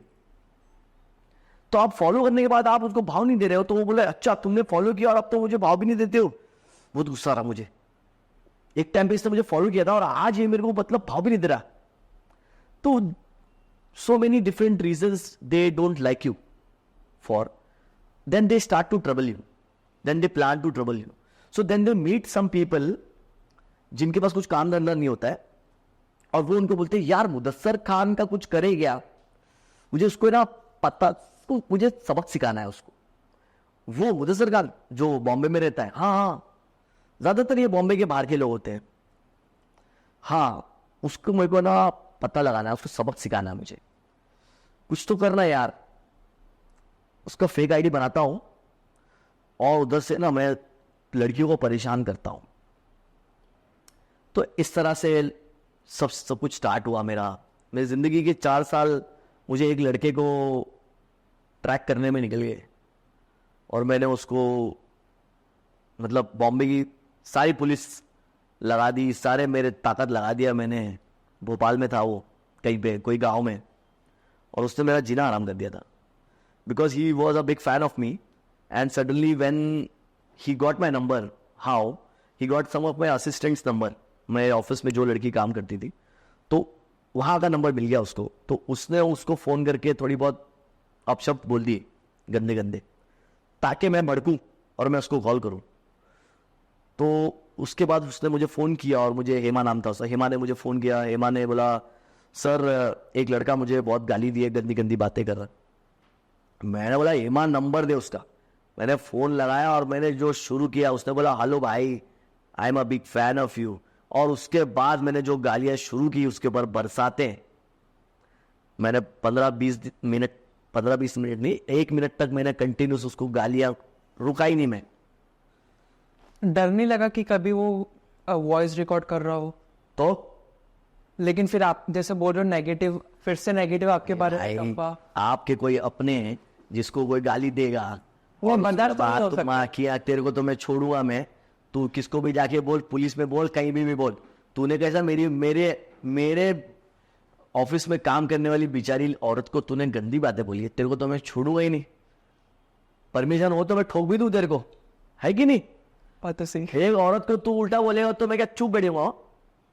आदमी को बोला होता है, इसको बोला था चलो 2 गाली देके चुप बैठ जाता मैं. मगर तू तो यहाँ होता तो मैं तो पता नहीं क्या करता, तेरे को फोड़ देता मैं तो तेरे को. तो उसने बोला हो गया आपका. फिर मैं वापस गाली देना स्टार्ट कर दी. फिर उसने कट कर दिया. फिर उसने वापस कॉल किया, मैंने फिर से गालियां दी. फिर तीसरी बार उसने मुझे बोला कि एक बार मेरी बात सुन लो. मैंने बोला बोल. उसने बोला मैं आपका ज़िंदगी में 2 साल से आपका इंतज़ार कर रहा हूँ आपसे बात करने का, मगर आपने मेरे को बात करने के बदले आपने गालियों की बरसात कर दी. तो अब तो मैं मेरा दिल टूट गया है, मैं बॉम्बे में नहीं कहीं और रहता हूँ, मैं दिल टूट गया है मेरा। तो बोला तूने हरकत ही ऐसी करी है, अगर तू सही तरीके से बोलता तो बोला मैं सही तरीके से आपके पास आना चाह रहा था लेकिन आप मिल नहीं पा रहे थे मुझे, इसलिए मैंने गलत तरीका आजमाया कि मैंने आपके असिस्टेंट को गाली दी, तभी आपने मेरे को कॉल किया। फिर उसके बाद मैंने बोला अभी रख दे ना, नहीं तो और गाली खाएगा तू। फिर उसके बाद उसने मेरे को बोला, कुछ दिनों के बाद फ़ोन किया, और कैसे हो? मैंने बोला तू जब तक माफ़ी नहीं मांगेगा मैं तेरे से बात नहीं करूँगा। वो बोला मैं माफ़ी नहीं मांगूंगा। अड़ गया। हाँ, बोला मैं माफ़ी नहीं मांगूंगा। तो फिर बाद में उसके बाद वो चिढ़ने लग गया, उसको रहा नहीं गया कि मैंने इतनी गालियाँ दे दी उसको। तो बोलता है आप माफ़ी मांगो मुझसे। मैंने बोला मैं माफ़ी मांगूंगा ही नहीं तुझसे, तू पहले माफ़ी मांग तभी मैं तेरे से बात करूँगा। मैं बात करने रेडी था लेकिन तू माफ़ी मांग पहले एमा से। Then he started troubling my team. मेरी टीम में से किसी का नंबर निकाल लिया, मेरे अपनों का नंबर निकाल लिया। निकाल कैसे पा रहा था इतना नंबर? बॉम्बे के बाहर फूकट बैठी है पब्लिक, काम धंधा है नहीं। इंस्टाग्राम पे सोशल मीडिया पे पब्लिक फूकट बैठी, उनको मालूम है यहाँ तक ये लोग पहुँच नहीं पाएंगे, ये लोगों को बस इन लोगों को बस परेशान करना है सबको। बॉम्बे में आप फोन अभी फ़ोन लगा पुलिस वहाँ पहुँच जाएगी, अभी पहुँच जाएगी यहाँ पे। तो इनको मालूम है बॉम्बे के बाहर है तो ये लोग आना मुश्किल है, इनका डिफिकल्ट है, ये परेशान करते हैं खाली। नंबर किसका भी नंबर निकालना आसान है, किसी का भी नंबर निकालना आसान है। तो ये फेसबुक पे अटैक करेंगे यहाँ, और अब बहुत सारे सब स्कैम्स भी आ चुके हैं, तो उसके थ्रू ये लोग सब कुछ ना कुछ करते रहते। फिर धीरे धीरे उसने मुझे बोला कि मैं आपको बहुत परेशान करूँगा। बोला तू कर। फिर उसने सबको परेशान करना स्टार्ट किया, मेरे दोस्तों को, मेरे टीम के लोगों को, उसको किसी को फ़ोन करके बोल दिया तुम्हारे लड़के का एक्सीडेंट हो गया है, आईसीयू में है, आ जाओ, मेरे असिस्टेंट के फैमिली को। तो ऐसा बहुत सारी चीज़ें हैं, मैं सारे बोल दूंगा तो फिर उसको मालूम पड़ जाएगा। तो बहुत सारी चीज़ें उसने करी। फिर उसके बाद then he started, after that movie started, फिर वो थोड़ा ठंडा हो गया 1-1.5 साल के बाद। फिर वो मूवी आई फैन, शाहरुख खान की। शाहरुख खान की फैन आने के बाद वो जाग गया, वो तो देखा, वो बोला अरे ये तो बहुत अच्छा आइडिया है। तो फिर वो पीछे पड़ गया मेरे। फैन के बाद वो अचानक से जाग उठा, और फिर उसने मेरे लिए एक ऑफिस खरीदा कहीं पे, कहीं गांव में। और ऑफिस में ऐसा उसने एक कंप्यूटर रखा और मेरी सारी फोटोज लगाई, और सब पे ऐसे चौकड़ी मारी ऐसे ऐसे वॉलपेपर की तरह, और मेरे को फ़ोटो भेजा, और मुझे बोला कि अब मैं तुमको बहुत परेशान करूँगा। और फिर उसने मुझे जो लेवल पे परेशान किया है, उसने लोग रखे, उसने ऑनलाइन लोगों को कनेक्ट किया, जो लोग मुझसे चिढ़ते थे, जो लोग मुझसे जलते थे, उन लोगों को एक ग्रुप में बनाया। जो लड़कियों के बॉयफ्रेंड्स मुझसे चिढ़ते थे, क्योंकि लड़कियां तकिए के नीचे मेरा फोटो रखती थी, तो वो लोग मेरे से चिढ़ते थे, तो ये उन लोगों को सपोर्ट किया और उनके थ्रू लोगों को भेजा। मतलब इसने, मैं सारी चीज़ें नहीं बता सकता हूँ, इसने बहुत टॉप लेवल चीज़ें करी हैं। इसने मेरी गाड़ियों पे तक, मेरी गाड़ी पे भी लिखा है कि अपना नाम लिखा है इसने कि हाय माय नेम इज, याद है ना मैं कौन हूँ, ऐसा। Then slowly he started talking to me very rudely. Then he started taking money from people. Mudassar से बात करना है तो मेरे फ़ैन क्लब में गया, बोला मैं उसका कज़िन हूँ, तो उससे बात करना है तो 500 रुपया दो। तो 500 रुपया लेके ये हेलो तेरी फ़ैन से बात कर, ये कनेक्ट कर देता था। अब वो hello sir, I am a big fan, I am from Orissa. हाँ सर, मुझे hi how are you, all good. अच्छा आपको किसने बात कराई? वो सर उन्होंने करवाई। मैंने बोला वो बहुत बड़ा फ्रॉड है, मैं उसका पुलिस को कट। तो इस तरह से ये करने लग गया, ऐसे बहुत सारी गलत चीज़ें करने लग गया, बहुत सारे इसको रिस्पॉन्ड भी मिलने लग गया। मैंने हर जगह पर जाके कंप्लेन करी, पुलिस वालों ने बोला कि अरे वो यहाँ नहीं है, कहीं बाहर है, कोई साइको है। Then things got it out of hand because he started giving me that threats. Then he said कि मैं तुमको 1 महीने में मार दूंगा। तब मेरे को ऐसा लगा कि आप थोड़ा ज़्यादा कर रही है। फिर इसने बोला भाई मजाक नहीं कर रहा हूँ मैं आपको मैं मर्डर कर दूंगा आपका, इसे। अरे फिर बाद में मैंने ऐसा, क्योंकि मैं तो वैसे ही था जैसा था, मैं तो हार माना नहीं। बाद में मैंने उसको बोला देख भाई तेरे को मेरे को मार के तेरे को मिले है क्या, तू एक बार सॉरी बोल दे, मैं तब फिर तेरे को सॉरी बोल दूंगा जो मैं तेरे को गाली दी थी, और फिर उसके बाद तेरा मेरा खत्म। तो बोला वो तो मैं नहीं बोलूँगा। तो मैं बोला फिर मैं भी नहीं बोलूँगा। फिर बाद में मेरे घर वाले परेशान हो गए। डर लग रहा होगा ना, डेथ थ्रेट दिया, बहुत काफी बड़ी बात है वो। फिर उसके बाद मैं I went to some good people, फिर उसको ढूंढ के निकाला, कहीं पे मार वार खिलाई इसको। मैंने बोला भी उसको हाथ पैर नहीं तोड़ना, खाली मारना उसको दबा के। फिर मुझे फ़ोन ऑन करके बोला कि तुमने मेरे को मार खिलवाया। कहीं वो उसके ऑफिस भोपाल में कहीं छुपा हुआ था ये।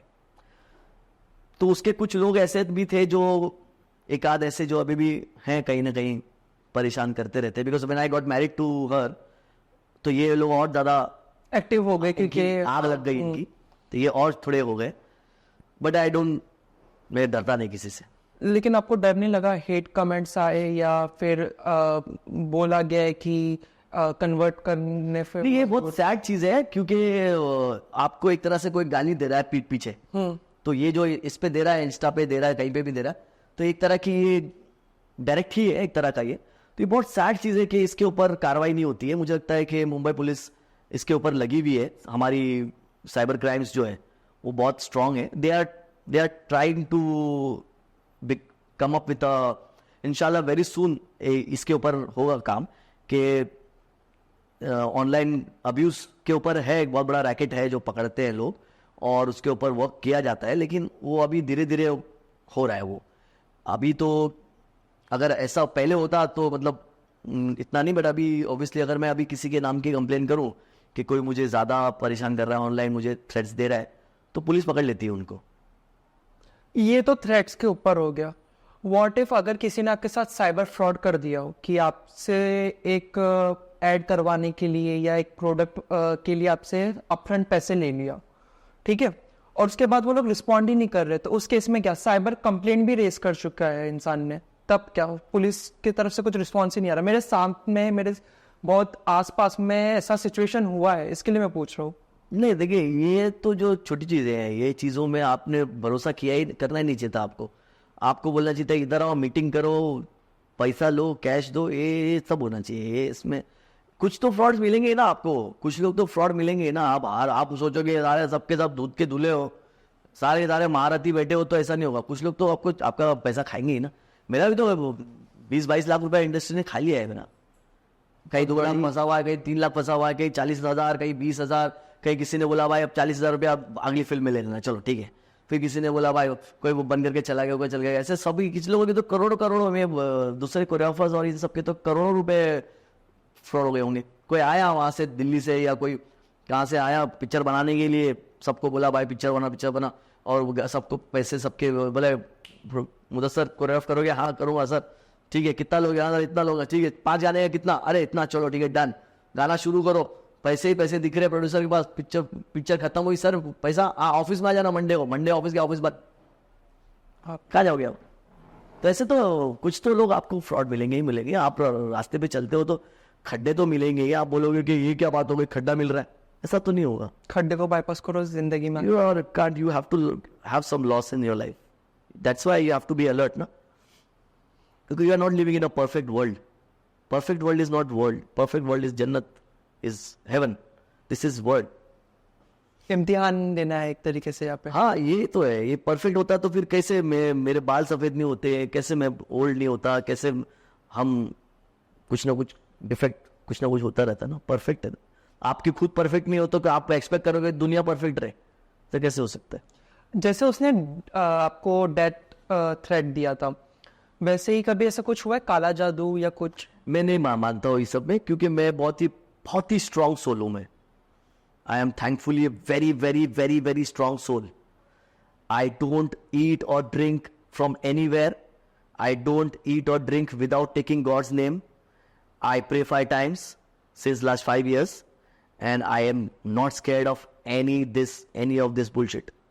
If you are a very strong believer, if you trust your Lord, अगर आप भगवान की बहुत मानते हो और बहुत इज्जत करते हो और बहुत आप दूसरों के साथ अच्छे से बर्ताव करते हो, तो ऊपर वाला आपको एक ऐसी शक्ति देता है जो आपको ऐसा प्रोटेक्ट करके रखती है।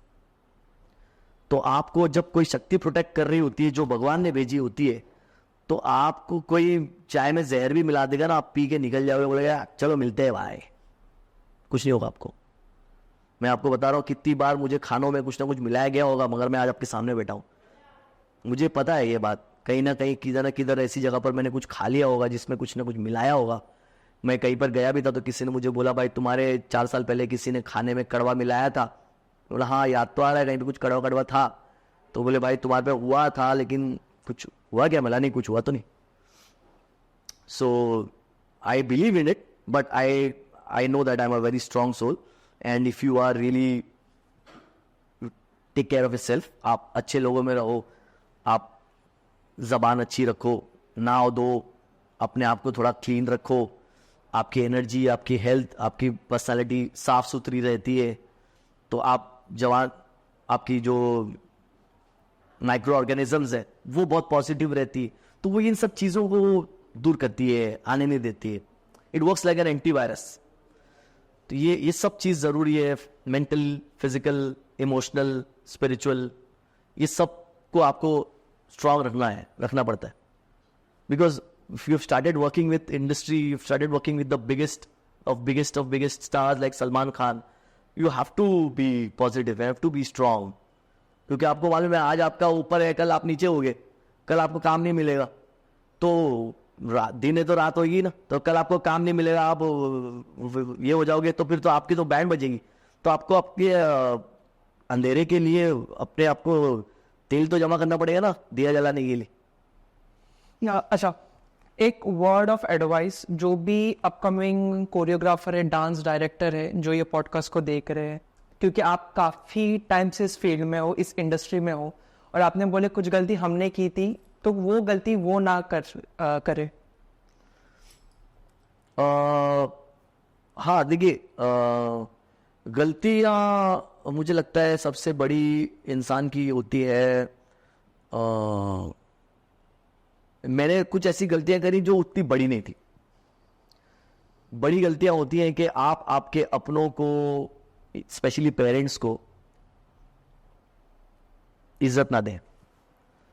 आप बड़े हुए, आप फिल्म इंडस्ट्री में हो, क्या मैं ये हूं, क्या मेरे को बोलेगा नहीं बीच में, मैं बहुत बड़ा वो हूँ और मेरे को बीच में नहीं बोलने का, तुम लोग कुछ मालूम नहीं है, तुम लोग सब क्या पुराने जमाने के लोग हैं, तुम लोगों को ये सब नहीं मालूम है, तो बीच में मुझे बोलने का नहीं, पैसा ला रहा हूँ चुपचाप रखने का, मजे करने का, मेरे को बीच में बोलने का नहीं, मैं कब जाऊँ कब आऊँ कैसा रहूँ, मुझे कोई रोक टोक नहीं, मेरा ऐसा नहीं। तो इसके लिए मुझे लगता है कि पेरेंट्स को आपको डिसरिस्पेक्ट नहीं करना है इसमें, और थोड़ा हम्बल रहना है। ये पहली सीढ़ी है। ये नहीं है तो आप गिरना ही गिरना है, आपकी बैंड बजनी ही बजनी है आगे जाके। बाकी गलतियां जैसे कि आपको थोड़ा सा, मुझे लगता है कि be single, that is the first advice I would like to add. If you either be single or get married, okay, being in a relationship will take your time. It won't क्या बोलते हैं, आपका वो कुछ नुकसान ऐसा नहीं होगा, लेकिन आपका मेंटली और आपका टाइम बहुत ले लेगा वो, उससे आप काफ़ी स्लो हो जाएंगे थोड़े से। बहुत लोग बोलते हैं ऐसा कि सारे सक्सेसफुल लोग रिलेशनशिप में हैं, बट आई फील वो लोग जितने भी रिलेशनशिप में हैं, अगर वो लोग रिलेशनशिप में नहीं होते तो और ज़्यादा होते सक्सेसफुल। तो इधर you be single, being single and running can run fast, you can run fast, you don't have to think about this and that and all that. ये मुझे कुछ उन लोगों ने सिखाया है, मैं जब जिनके साथ रिलेशनशिप में था उन्होंने ही ये सिखाया है कि सिंगल रहोगे तो ज़्यादा फास्ट भाग सकते हो। ये मैंने नहीं, ये उन्हीं लोगों ने सिखाया मुझे इनफैक्ट, कि तुम क्यों आए इस रिलेशनशिप में, मुझे सिंगल रहना है ताकि मैं फास्ट भाग सकूं, ये सामने वालों ने सिखाया मुझे। तो मुझे रियलाइज हुआ ये बात, if you be single, if you are committed, get the committed ASAP और गेट मैरिड। और अगर कोई रास्ता नहीं है तो कोशिश करो कि श्योर शॉट, इसको श्योर शॉट करे और concentrate on more on work rather than relationship.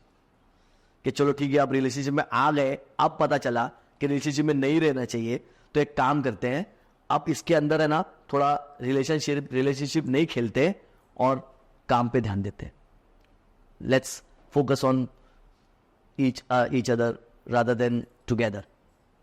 Together is for marriage, not for.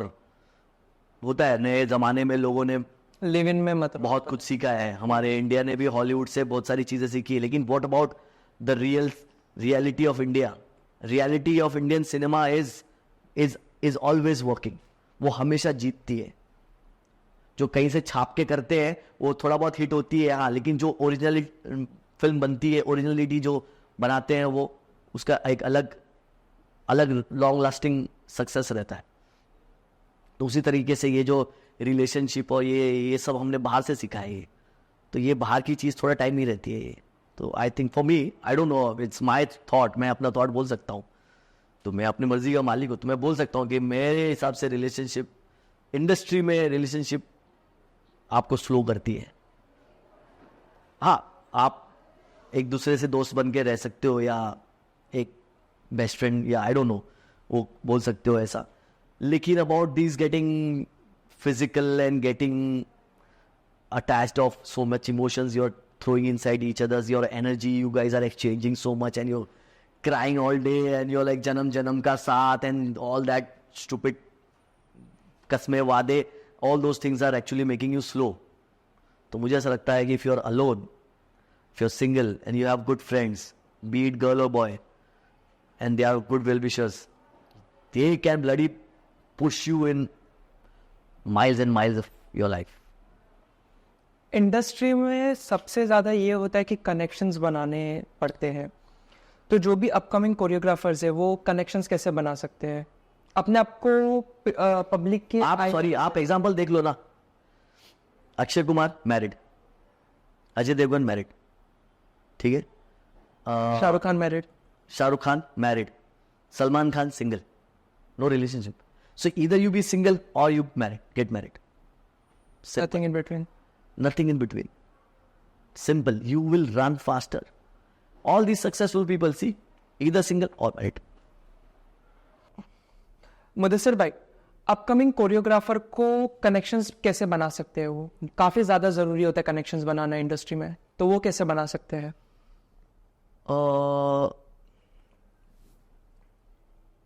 See, I think आज के दौर में हर चीज़ इतनी ज़्यादा टेक्नोलॉजिकली कनेक्टेड है.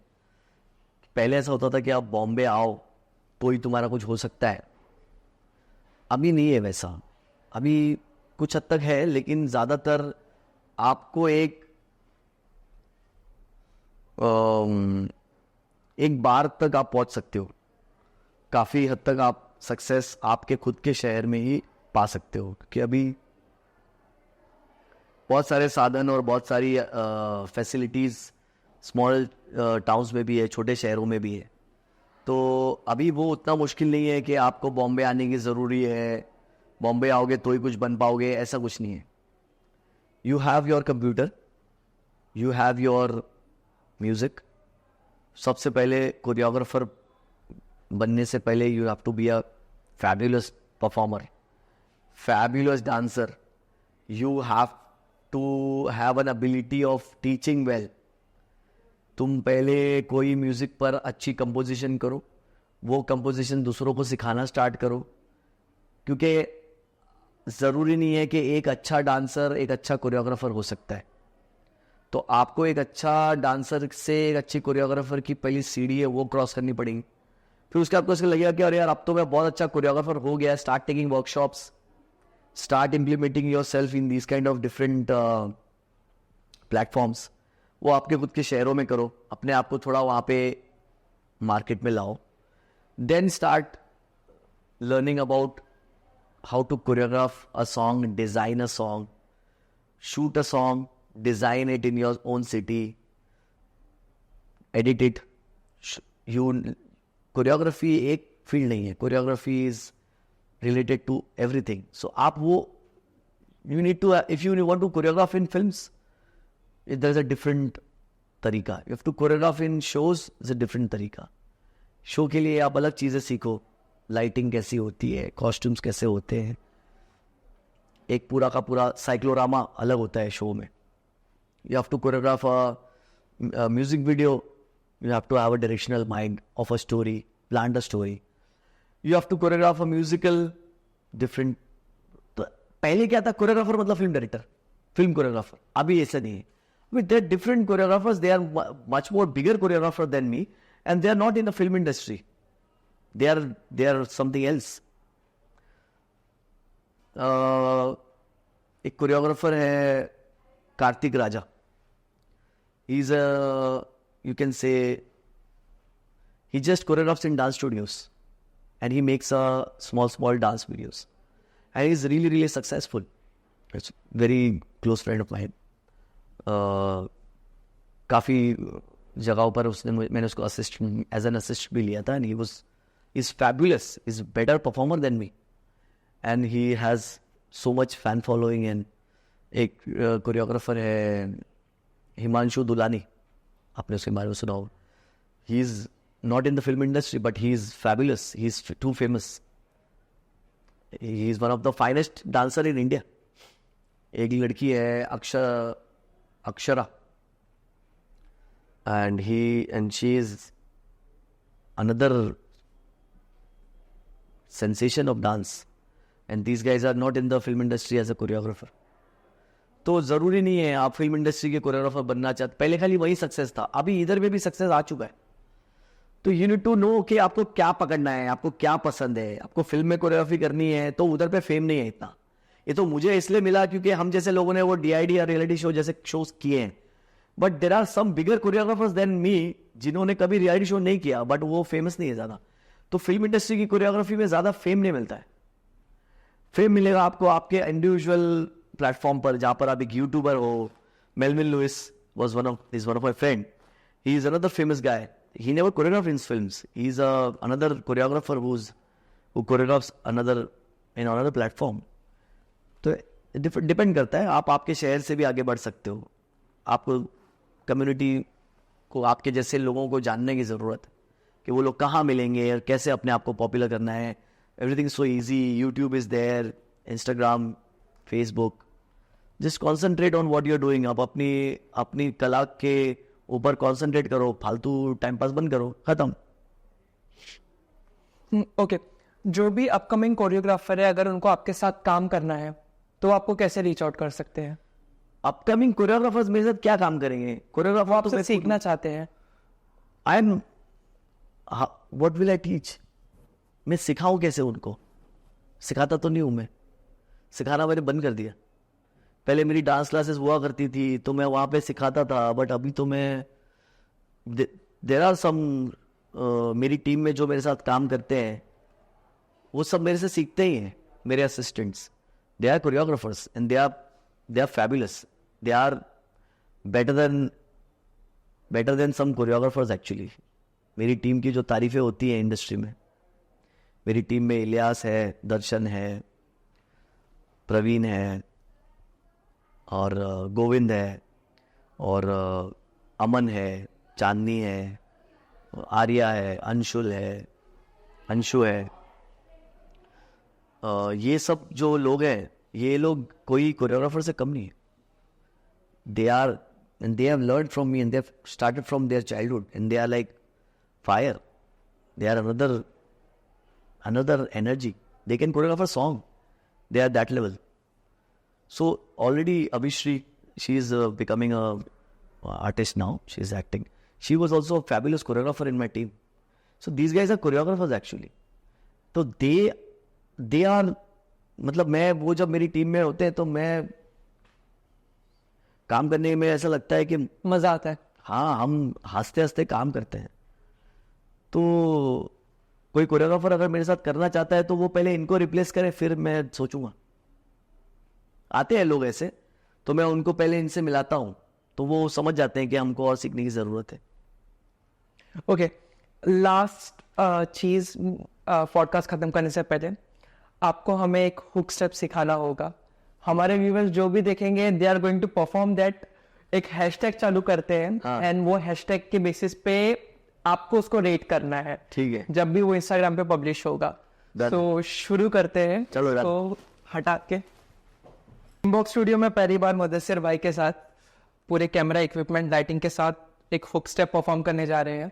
जितना हो सके उतना ज़्यादा वायरल करना है। एक हैशटैग दिया जाएगा, मुदस्सिर भाई खास इसे रिव्यू करेंगे, तो मेक श्योर कि प्लीज़ सब लोग इस हुक स्टेप को परफॉर्म करें। पहले तुम कर लो, फिर बाकी बाद में पब्लिक करेगी। हाँ मुझे तो करना है। चलो स्टार्ट। हाँ प्ले करो, देखता हूँ क्या है गाना।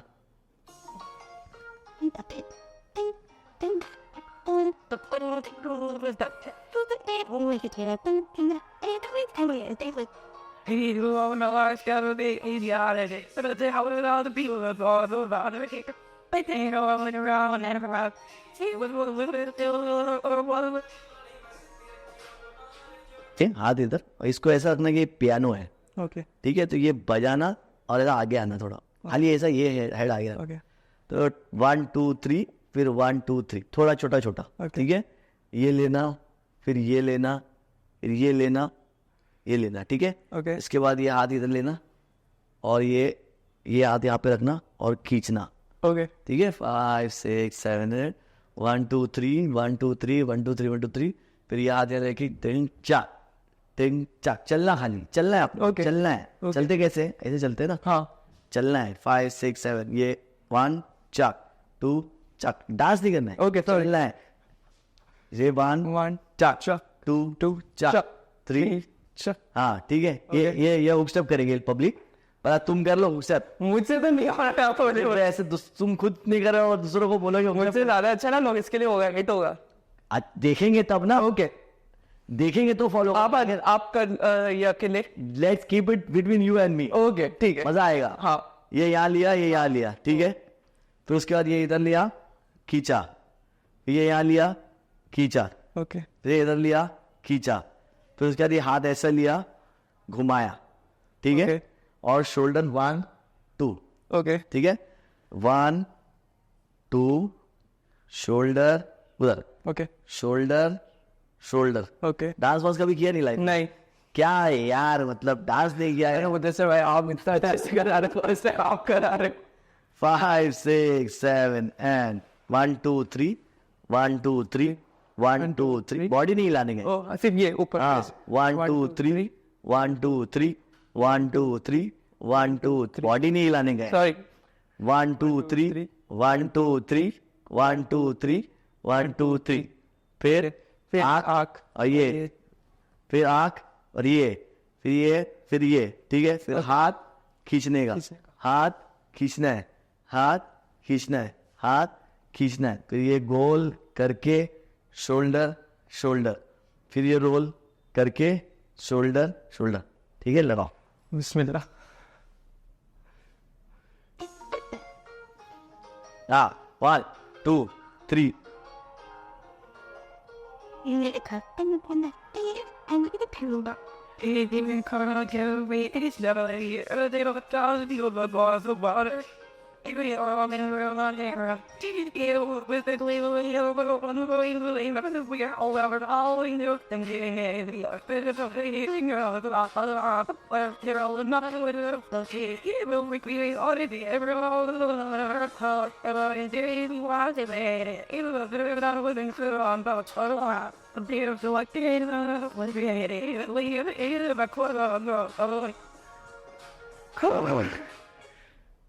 देखा? काफी ज्यादा टफ को थोड़ा सिंपल बना दिया करते करते। Just okay done. डर गया?